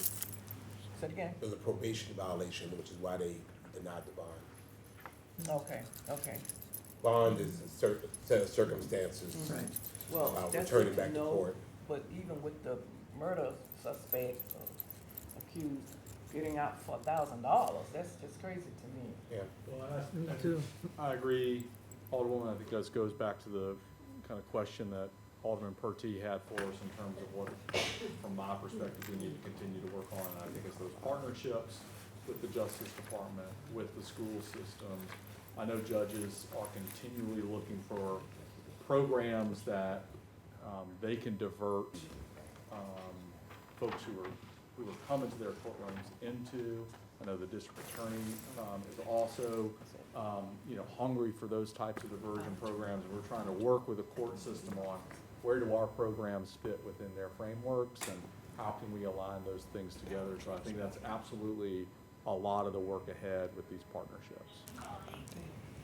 Thank you. All right. One last thing, Mr. Mayor, I concur with Alderman Leggett. I get a lot of complaints when the staff is moved at the centers. And I usually talk to, it was chief, and now assistant city manager, about that. So we've had that conversation quite a bit. I know sometimes it's some extenuating circumstances, but when someone is moved, we definitely hear it. So they form a relationship, they got some kind of synergy and some bond, bonding going on, and then the person is gone, and they just. All right, very brief, please. Yes. Mr. Roberts, when you said that their Second Harvest Food Bank is the one that give the food to, how do they get the food? Is somebody from the center supposed to go get it, or do they deliver it? They do deliver it? Okay, that's it. All right, a couple of quick things. And thank you, gentlemen, for your presentation. I think it was fate that made it, and I'm glad we broke it apart, because I think requires a different mindset as we approach this. The first thing, Mr. Manager, is we can't be about community and have jacked up community centers. I left Tremont Park. I left Woodville. I know that there have been thoughts that every community can't have a community center.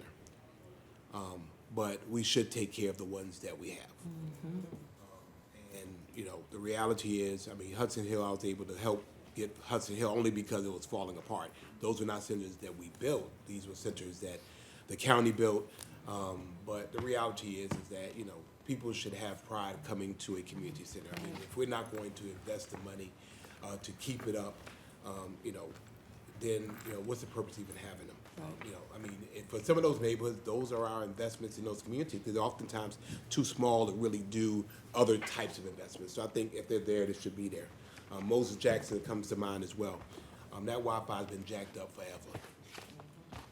It's been jacked up. The kids say it's jacked up. Nobody's gonna come anywhere with a jacked up Wi-Fi. That's right. If you don't have electricity and you don't have Wi-Fi, kids are not showing up. And we've had people that wanted to do things with streaming and gaming, and the complaint is that it's not sustainable Wi-Fi in order to be able to do it. And I think in my position is we can move fast on the things we want to move fast on. And so I think it should be a priority for us.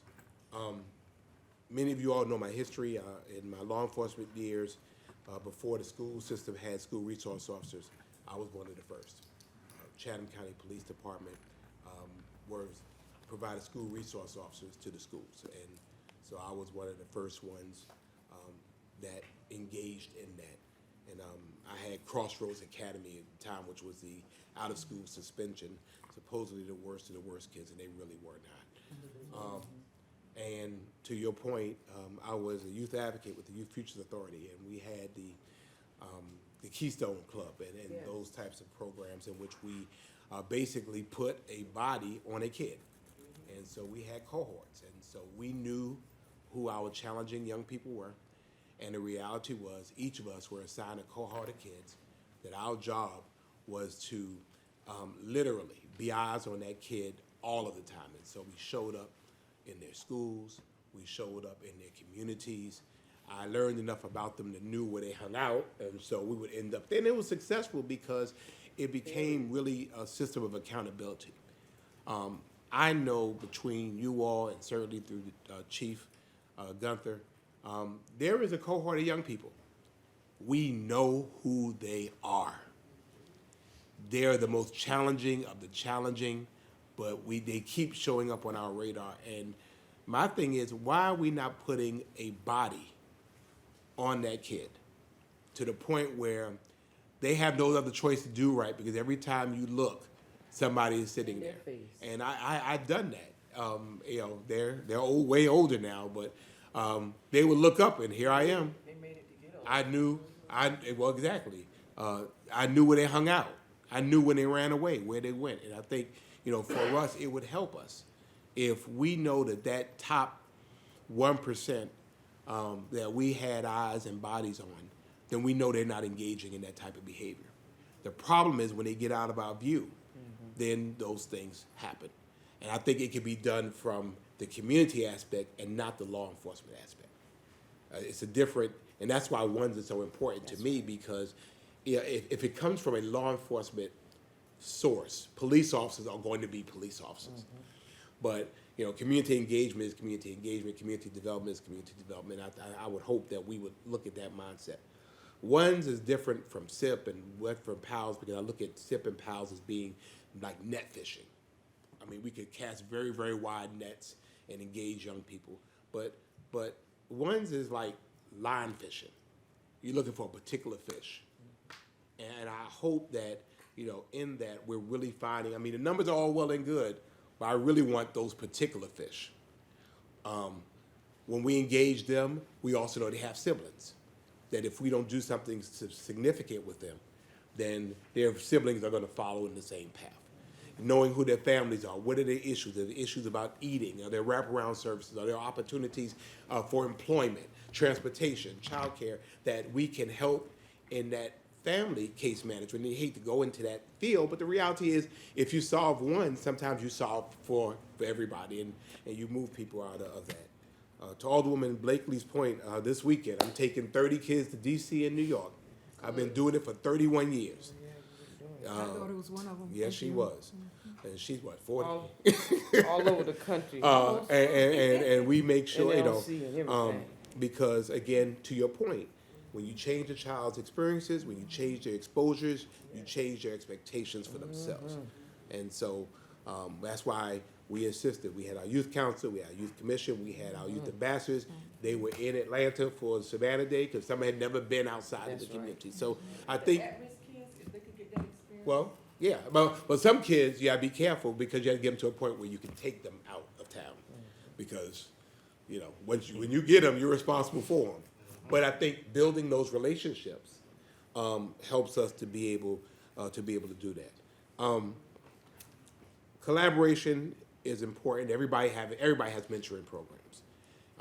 Well, a week doesn't go by somebody comes, man, I got a mentoring program, and I wish, Mr. Manager, although not necessarily our forte, but to really have a way to create, like we did with the homeless organizations, kind of a continuum of care so that we're not over-serving or kids are not dropping through the cracks.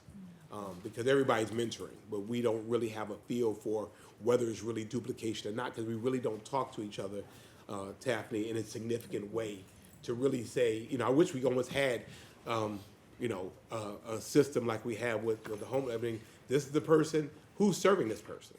Because when we're asked to make funding decisions, I mean, I think we need to know, well, now, beloved, to that end, to say, well, it's not working, I mean, these young people did not get in this situation overnight.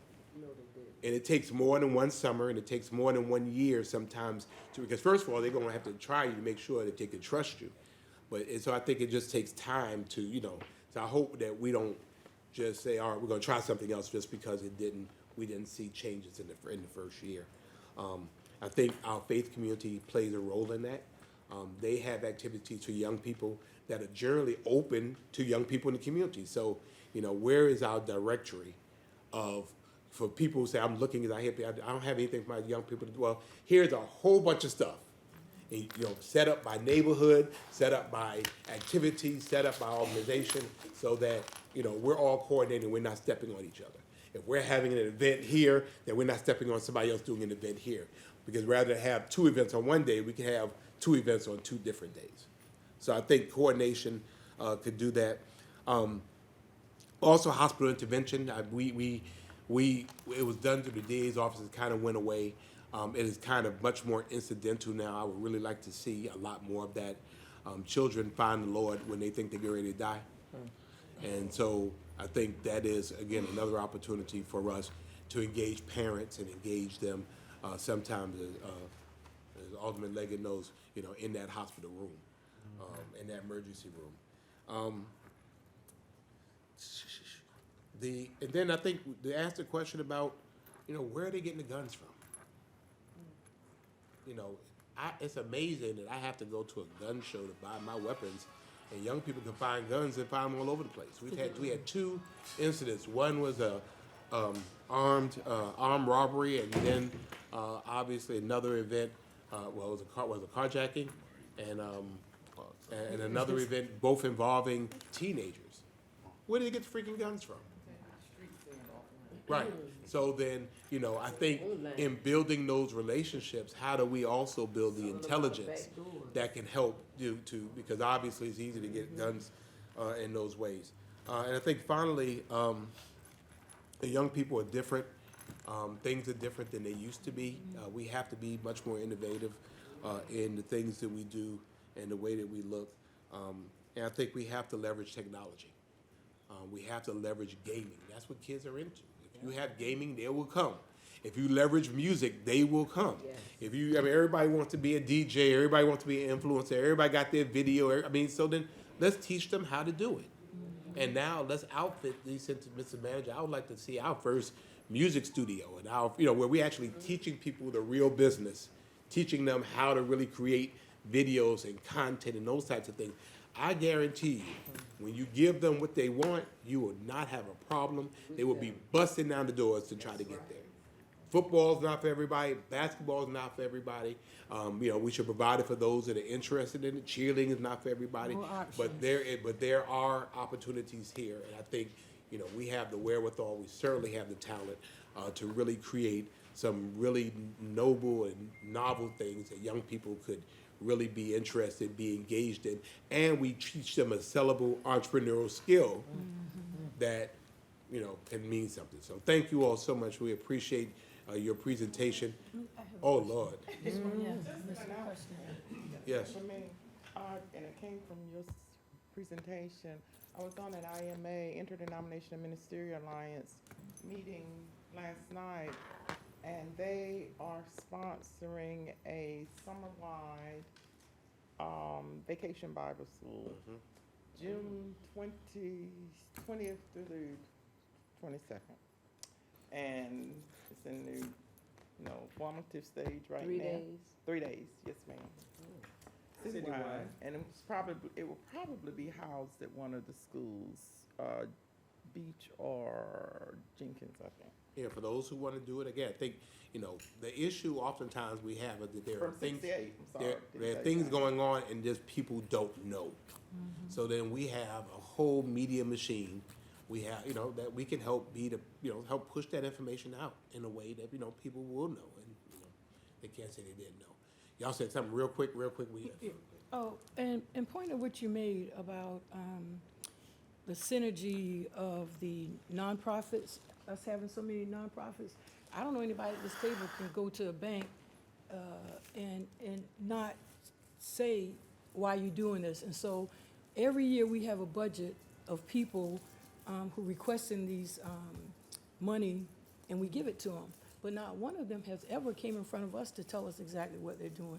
I would like to see, and I know you have a streamlined processes, but I'm just curious, you have a process where neighborhood services or whoever determines who should get what, right? Okay, and whatever that criteria is, we never get to see that. We don't have to know that criteria, but I would like to know if this, yes, but not even the criteria, because what I'm saying now, just one thing, the individuals, if the individuals are doing so much in our community, then we should let them come like they do and say they're in parity and this is what we did. I'm tired of giving the same people the same amount of money and we don't get return on our investments. I think this is a really Yes. good question, Yes. Alderwoman, and one that deserves its own workshop. Yes, sir. Because we have 3 grant programs. Mhm. And traditionally, one of them, the CPP program, Right. we, $1 million more than this year. And it's trying to, there's Well, I don't, there's a whole lot of nonprofits and many, many worthy nonprofits. And I think it's worth council's discussion and direction to say, do we want to put that $1 million and sprinkle it out as far as we can and as wide as we can to support as many of the great nonprofits in our community as possible?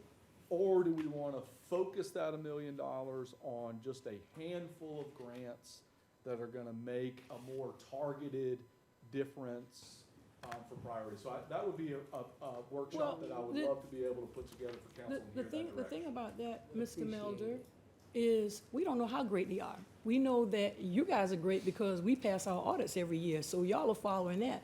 But we have the same people in the community, and we're not getting, I feel like in my district, I'm not getting a return on my investment because we don't really know what they're doing. We give them money, but then they come back to the next year, right, and they get more money, and then we don't see what they did. Y'all might see, they might be checking off all the boxes to get that money, but they're not checking off all the boxes that meets where that gap is in this community that I serve and want service. That's good government, to know who's actually doing this work and if they're fulfilling their obligation. That's not a big ask. They have to respond annually, Tiffany.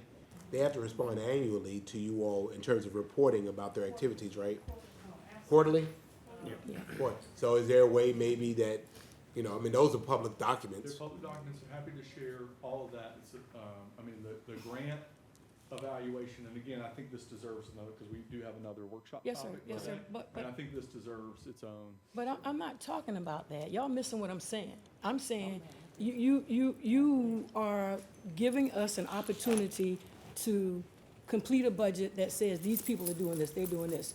A lot of times people fudge numbers, right? I want to see that they connected with the people that they're saying that they're. We know that our people are doing this, but we don't really know that these people are doing that. We don't know if that Adam Kane is Jew or whatever. I want to be able to say, oh yeah, that program was in my community. I don't see those programs in my community. I think it's. Some of them, not all of them. I totally understand what you're saying, and Yes. I do think the two issues are connected. Yes, sir. We have the same staff that run our human services that evaluates grants and evaluates programs. The more grants that we give out, that's the more evaluation, and just simply, you can do, a few things very well, you can do many things, as good as you can, and I think Yeah. that's where the discussion needs to come to, what's the bearing capacity Yeah. for staff to be able to evaluate these grants, and they are grants, they're not contracts, right? So, in most cases, so I do think that there's a correlation. So when you between say they're not how many God- we fund and the I level of think this evaluation. needs some more discussion. Well, Yes, he please. offered that he would, Yes, so. and quickly. Yeah, let's get that done. Yes, sir. And I just thought about this before we move on, Alderwoman Bell, how old is Joey? How old is Joey? How old is Joey? How old is Yeah. Joey? Oh, God, How old is your son? I know. I'm trying to think, 40-something, 60. Well, he was on my youth commissioners too. So that's how, I just thought about that. I'm like, I'm really feeling old. But anyway, A lot of people feeling old. moving on to something on to our, I yes. had one more quick thing. I agree with the older woman. I often tell you, Jay, the people that we see in the communities who are making a difference, they're not people getting these grants like Beverly and And so I often tell you, they're not moving the needle. The ones who are getting funding, they're not moving the needle in the community. So I agree with her, we need to hear from them. I hear a lot about complaints coming from the homeless in their organizational part, some financial issues, I don't know, because we don't get to see this, I've been hearing a lot.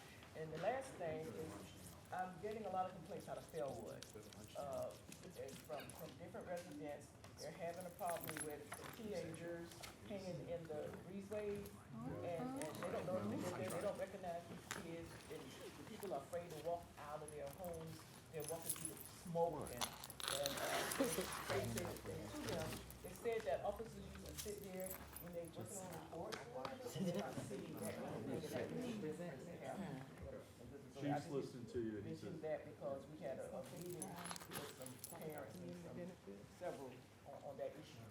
You heard it? We're gonna go ahead and move on. We, something else that's been on our vision board for quite some time, and so, we're ready to hear what the city manager team has come up with, community benefits agreements. So we have not Oh, come up with wonderful. it. So let me set the stage here. This is not a proposal. Right. This is a policy discussion that we need council to have. Community benefit agreements and a community benefit ordinance was something that council last talked about formally in 2020 as a tandem component to the Canal District Plan.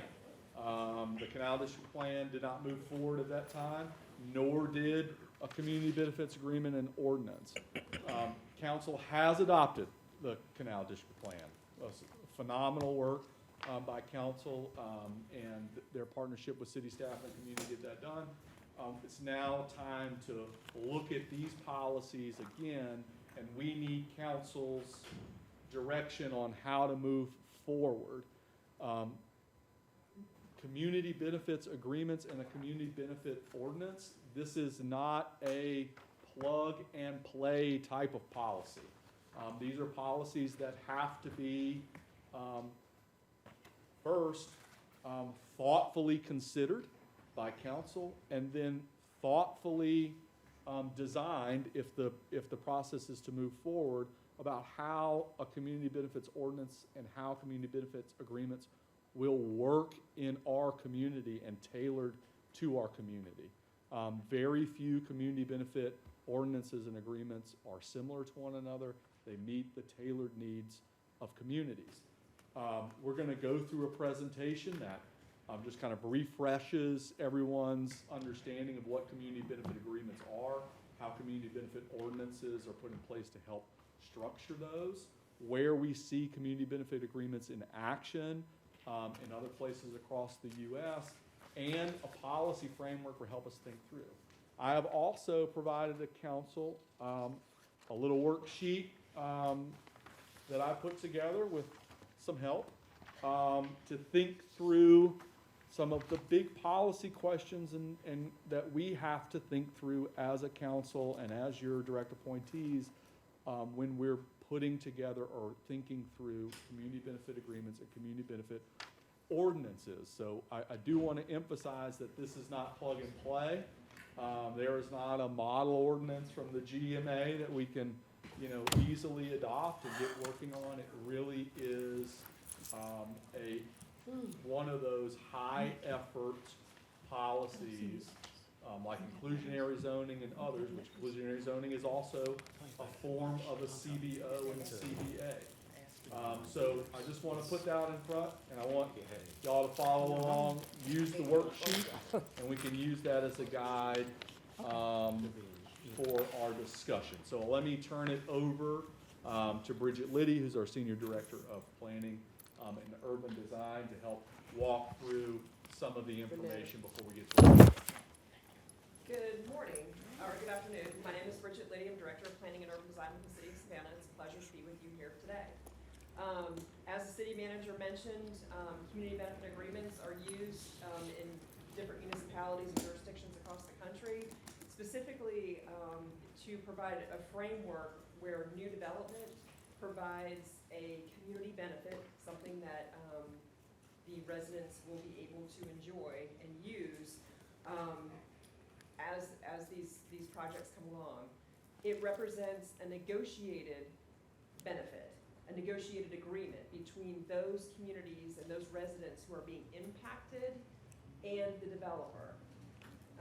And it provides, like with these ordinances that are out there, it really provides predictability on how a developer can work with the community to deliver some type of benefit. And this is where I'll also interject. Where it becomes, and Bridget will get to it, an advantage to have one, is if council, when developments, rezoning, et cetera, come to city council for approval, and city council expects some community benefit, but we don't have community benefits as a part of our ordinance and a process, then we get to a place where we've got unpredictability, which is not the place where we want to be. So if council is expecting those community benefits, then it may think that community benefit ordinance is something that we need to add some predictability to development and to community agreements. Thank you. Absolutely.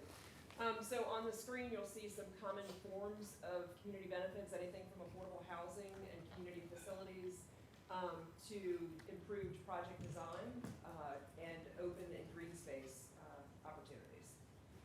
So when we look at adopting a community benefit ordinance, there are several things that need to be considered. I'm not going to go through each one of these items on the screen, but in your worksheet, you do have some additional explanation, but I'm just going to take two of them. The first one is policy goals. So when we think about creating an ordinance, we need to figure out what it is that we're trying to accomplish. What do we want from the ordinance?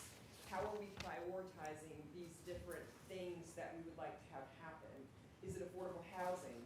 Is it community facilities, that list that we just looked at? Is it open space or green space? Is it improved project design?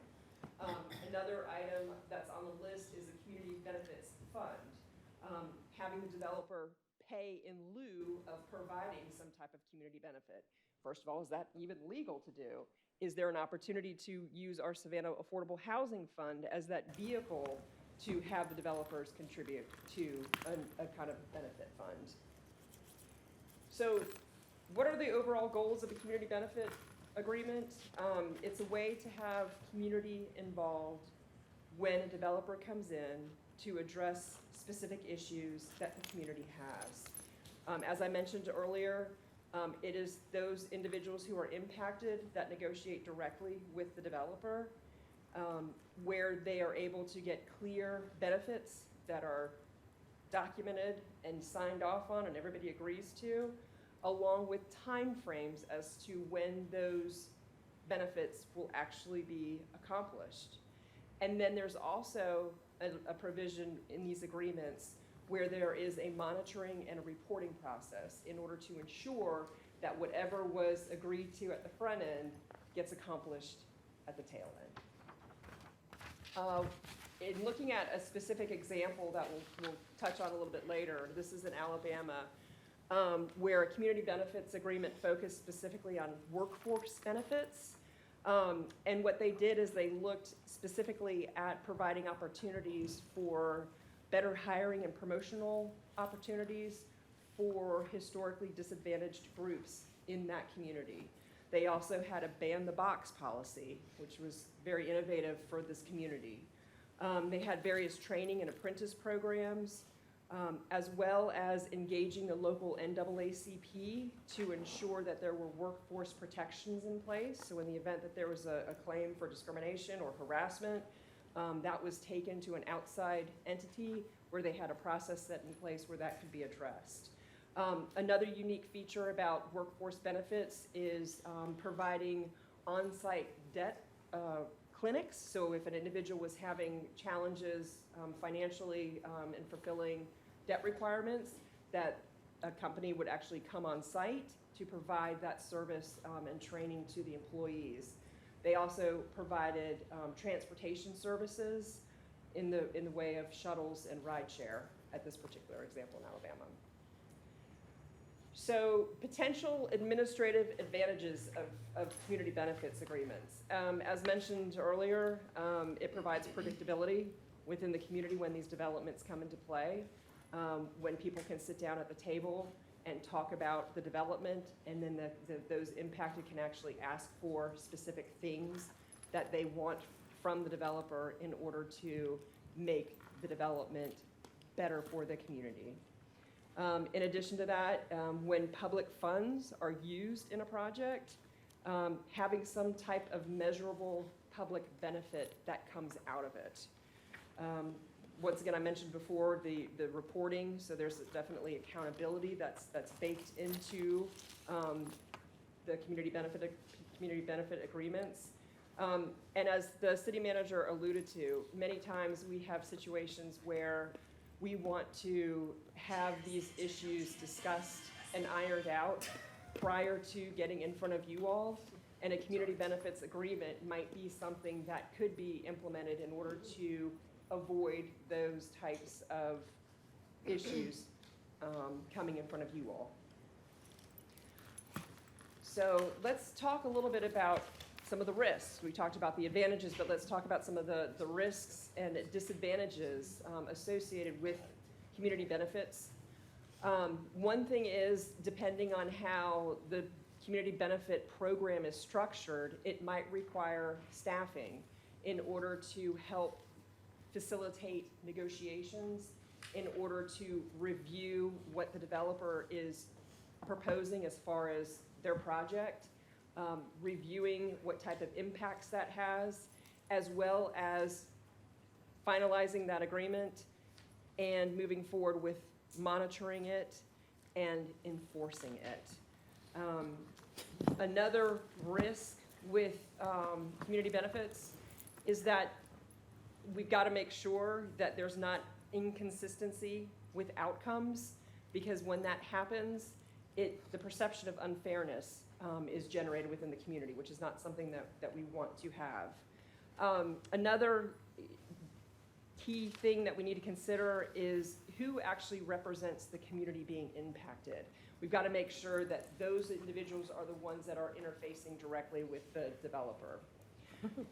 So let's talk a little bit about some examples of CBAs that are pretty successful across the country.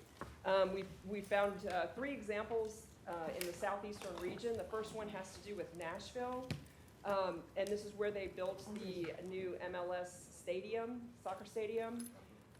It was a great investment where the city pumped in some revenue bonds in order to help facilitate its development.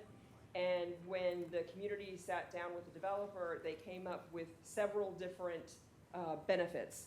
First one is affordable housing. Wages were also negotiated, making sure that there was a good starting wage for individuals that were coming in to work there.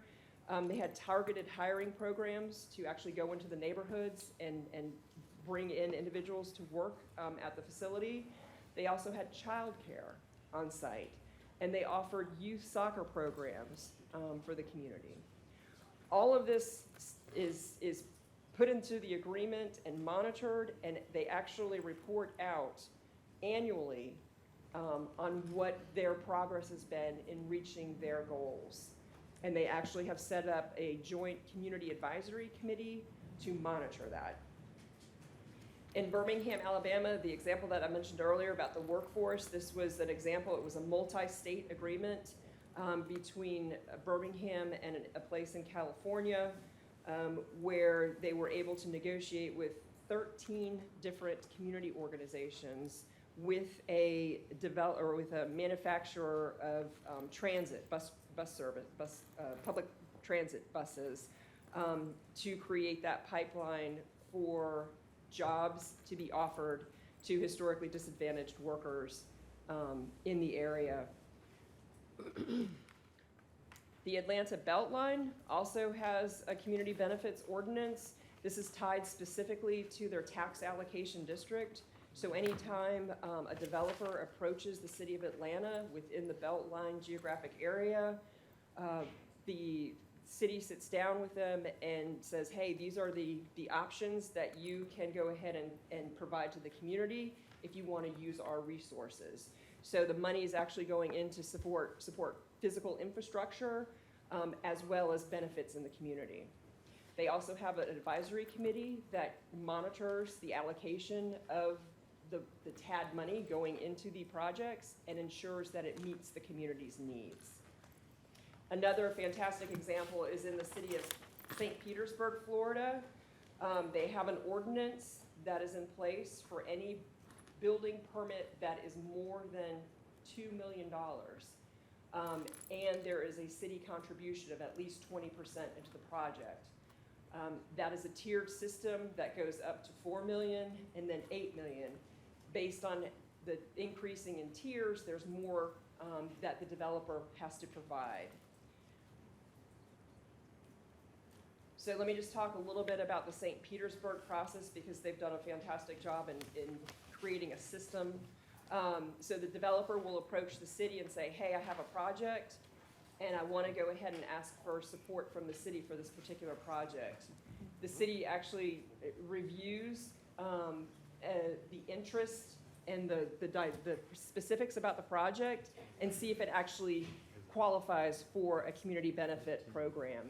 If it does, the developer submits an impact report, a community impact report, so the city can go ahead and evaluate what type of impact the developer is going to have and the project is going to have on the community. They look at everything from economic impact, construction impact, environmental impact, public safety implications with the project, and sustainability and resilience.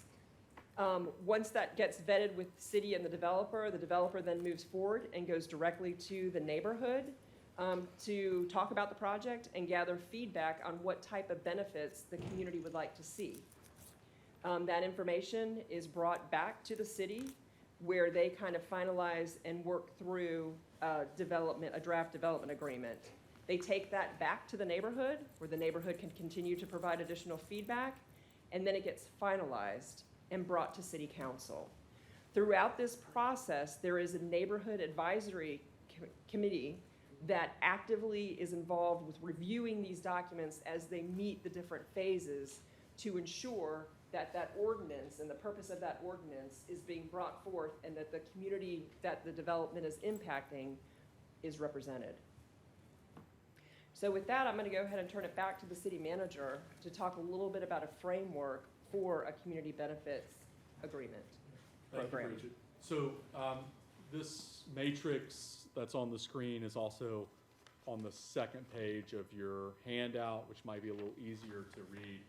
So this is the framework by which I think we have to start the conversation. So there are many, many ways to skin this cat if council wants to skin this cat. We want that cat skin. And I think that, so let me just kind of try to help define, and there are many, many gradients between these boxes, but help define some of the larger points in this policy framework. So when we look across the top row, basically the two ends of the poles are how do we scope community benefit agreements? When do we think that they need to be implemented or a part of the development process? In many communities, they are public funding based. So you heard about the St. Petersburg example, you heard about the Atlanta Beltline example. Those are developments that are tied to some type of public funding or public subsidy as a part of that specific project or the geographic area where that project is being located. So they often have a narrower scope in terms of where CBAs are going to be eligible or required. It aligns those public benefits to the public assistance being provided in the development area. They're often easier to administer, and there are fewer projects associated because it's a much more narrowly defined scope of development projects that might be impacted by CBAs.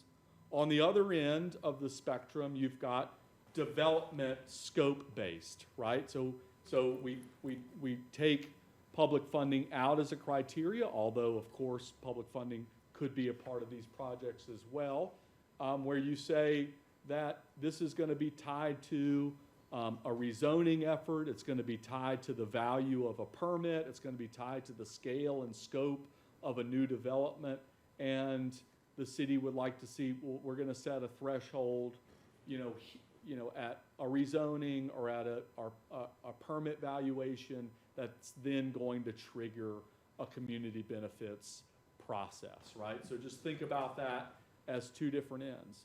On the development scope end, you're gonna have wider coverage, right? You're not tying it to specific geographic regions or specific public subsidy, but these types of developments can happen anywhere just based on what the size and scale and entitlement process is there. You've got stronger leverage usually on larger projects. However, there are higher admin costs and there's higher risk to feasibility sensitivity. And what feasibility sensitivity there is kind of like when we talk about impact fees or we talk about inclusionary zoning, which are all a form of community benefits. That you've got to keep having Play-Doh being squeezed out of the form, right? So if you have a community benefits ordinance or agreement that is too costly for developers, then it's going to sometimes impact the feasibility of development, right? So you want to be able to strike that balance. Now, if we go on to the left side of the matrix and think about how the scope of CBAs or CBOs might impact the process or the facilitation of it, right? So for either public funding based or development scope based, you might say that you've got a menu of options that developers and community can use to develop CBAs, right? So that would mean that our community benefit ordinance says these are the types of community benefits that we want to see.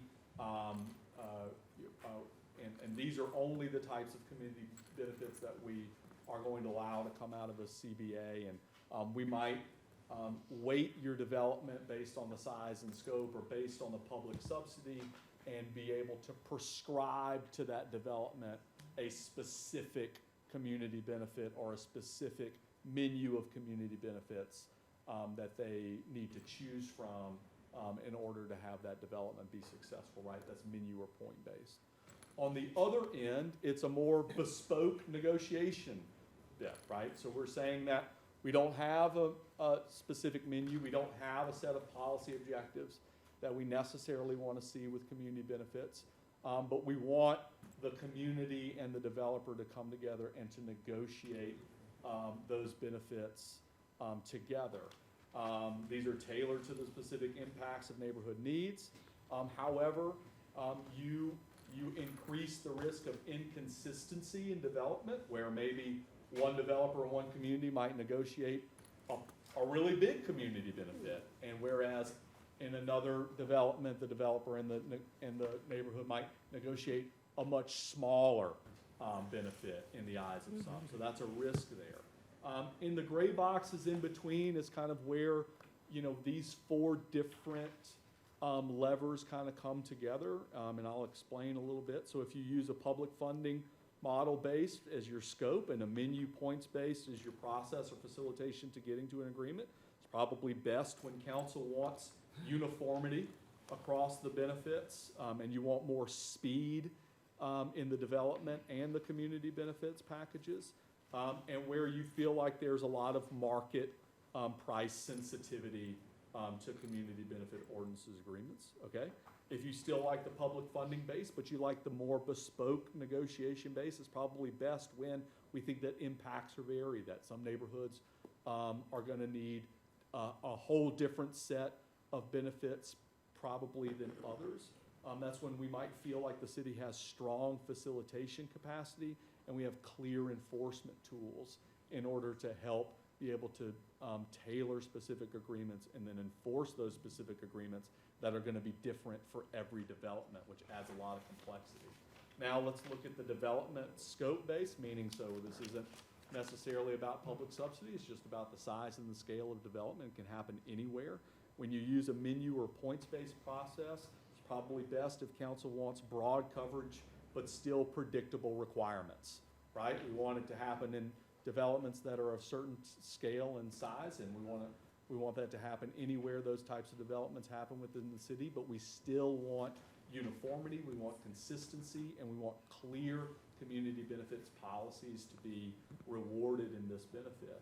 On the bespoke negotiation side of that facilitation for development scope-based agreements, it's probably best if council expects significant leverage, and the city can absorb higher admin burden costs. So I know it might seem that, you know, we really want to be here at the southeast end of this matrix chart where we want as much leverage and as much nimbleness and flexibility in the agreements, but we also have to realize that that also includes a lot of risks associated with it, and a lot of turbulence, and we'd really have to answer all of these key policy questions on the first page pretty robustly, and have a pretty high capacity for doing this work in order to get to that, you know, southeast end. And maybe at the very northeast end, it's just too easy and not as impactful as we want to see. So this was just, I know I took a lot of time explaining that, but I think helpful in terms of how council tries to think through what are the policy objectives with a CBO. And from there, we'll kind of end our presentation. We do have some next steps on the next slide that we'll just point up briefly, but that's really after, you know, kind of hearing council on this. And that this is not going to be obviously decided today, but wanted to be able to at least provide council with a framework for thinking through it. Why don't we, I mean, I think we, you know, certainly any questions. I want to ask Bates a question. And then, one moment, we can start with questions and then kind of create another opportunity that we can actually give you feedback. I think It's a lot to, That it's makes a lot to sense. be able to, Cause you gotta read over this stuff. a lot to be able to digest. Digest. So, Alderman? So how is, I'm sure it is, but how is this legal with the nationwide attack on DEI? Matt, it's core because it's all voluntary. You don't have to come into the city and develop in the city if you don't want to. So we can put together rules that they have to comply with if they want to develop within the city. This for everybody. You don't have to be a certain demographic to engage in this. It's not for women, or it's not for men, it's not for blacks, it's not for whites, this is for citizens. I mean, I know the policy is for everybody, but there are certain components of the policy that would, you know, would benefit She's right as well. various ethnicities. But think about too, that we do have versions of community benefits already. Impact fees are a community benefit. Yeah. We've talked about inclusionary zoning, that's a community benefit. Our, the additional housing, density policy that council passed is a community benefit, right? But we've just defined that benefit. We say that the benefit is affordable housing, the benefit is money in order to provide specific public goods. I was just curious. So, I mean, I think, unless there are any questions, I think, again, a lot to digest, and we can create some time certain, either your engagement with the city manager, to kind of give him the feedback. But again, ladies and gentlemen, the feedback is important. Yes. Because if he doesn't have feedback, he has to go along with what he thinks we meant. So, I mean, please, you know, I know all of us meet with him, you know, and, you know, maybe the city manager make that one of your agenda items in our individual meetings. What did you think about this? I will, yes, sir. And I do think we need to come back and have a And discussion. then we come back, and then you come back and say, this is what I think I heard. Okay. Okay, anything else regarding this? I Yes, have a ma'am. question. Ms. Liddy, can you go back to the, that one right there? Okay, so are we talking about negotiating, because all of those bullet points, in the 6 years that I've been here, right, we are doing all of those things, right? And so I know you said there's some agreements that are already in place. I don't know anybody, on council who's not doing all of those things, because when something's on the agenda, I purposely go and walk that neighborhood, right? So that is the buy-in. The neighborhood advisory up there, to me, that is the community and the neighborhood association is presidents and the people under there, right? And so when we talking about neighborhood investments and the CBA fund contributions I'd like to talk more about that, because I've never sat at a table and not negotiating some sidewalks or some set-asides or some berms or something that improves the neighborhood, right? And we have those agreements in place that every time I've sat with the developer, I've been able to, as God will witness this, the agreements that go to the clerk's office, right? And so I don't know if anybody else is not using them, and I don't know how far this reach is, but to not sit and not ask for something from your community and not getting, that's my expectation, and if that's not their expectation, they're sitting at the wrong table, because we're always supposed to be getting something from the community. And we go to Bates to keep us out of jail, so it's not quid pro quo, right? I get that, but the developers that I've been able to speak with, and Liddy, and going through MPC, we're doing all of that, yeah. And this is really an opportunity to really To universalize fine-tune, and yes. formalize. Right. You know, Oh, I- what is happening incidentally, there will be much more. Oh, I get it, but I I'm mean, I just think, saying. no, you're right. You're right. I'm just saying, from every time I sign or vote something, whether it's never gonna be a hard choice. It's always gonna be the choice that the majority of the people in the community want. And that agreement, I've been able to negotiate, and a lot of other people, because that's what I thought we were supposed to do. I don't think anything is illegal or immoral or saying, okay, you coming into this community and you changing everything about this community. You just can't change it and then leave and it'd be okay. And so for me, I'm glad, my right hand, that I've been able to get those things and send them to But you, the and it goal works. with it, that's the challenge, is that yeah. we have to institutionalize it, so it lives beyond you. Yeah, yeah, I get all of that, So but. it becomes a part of the city's DNA, that when you look beyond the people sitting in these seats, we're doing it because this is the city's DNA. Yeah, I get that, and we should have that, but I'm just saying, grace is what I've been given, because grace is what the people in the 3rd District has been getting. I'm really proud of it. And I want to give shouts out, I can't say it enough. The 3rd District is just having a great time this weekend. Thank you, Bridget, for your people, and Faye, and Joe, and Jessica, and Nikki, for the marketing.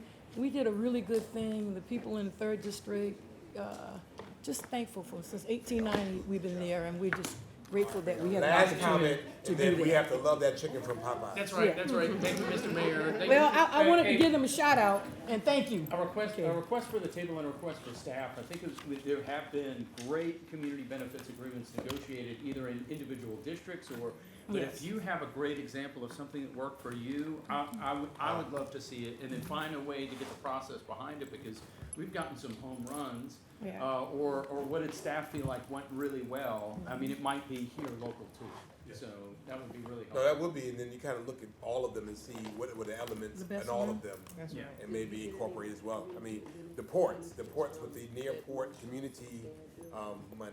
I mean, it's Well- a community benefit. Well, just one other thing, I found out it works when the community's engaged. Absolutely. Yes. All right, ladies and gentlemen, we're standing in recess. Mr. Manager, Ms. Liddy, thank you. We stand in recess till 2 o'clock.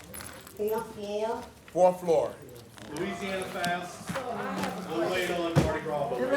Listen, it didn't like the Louisiana. King cake. Love that.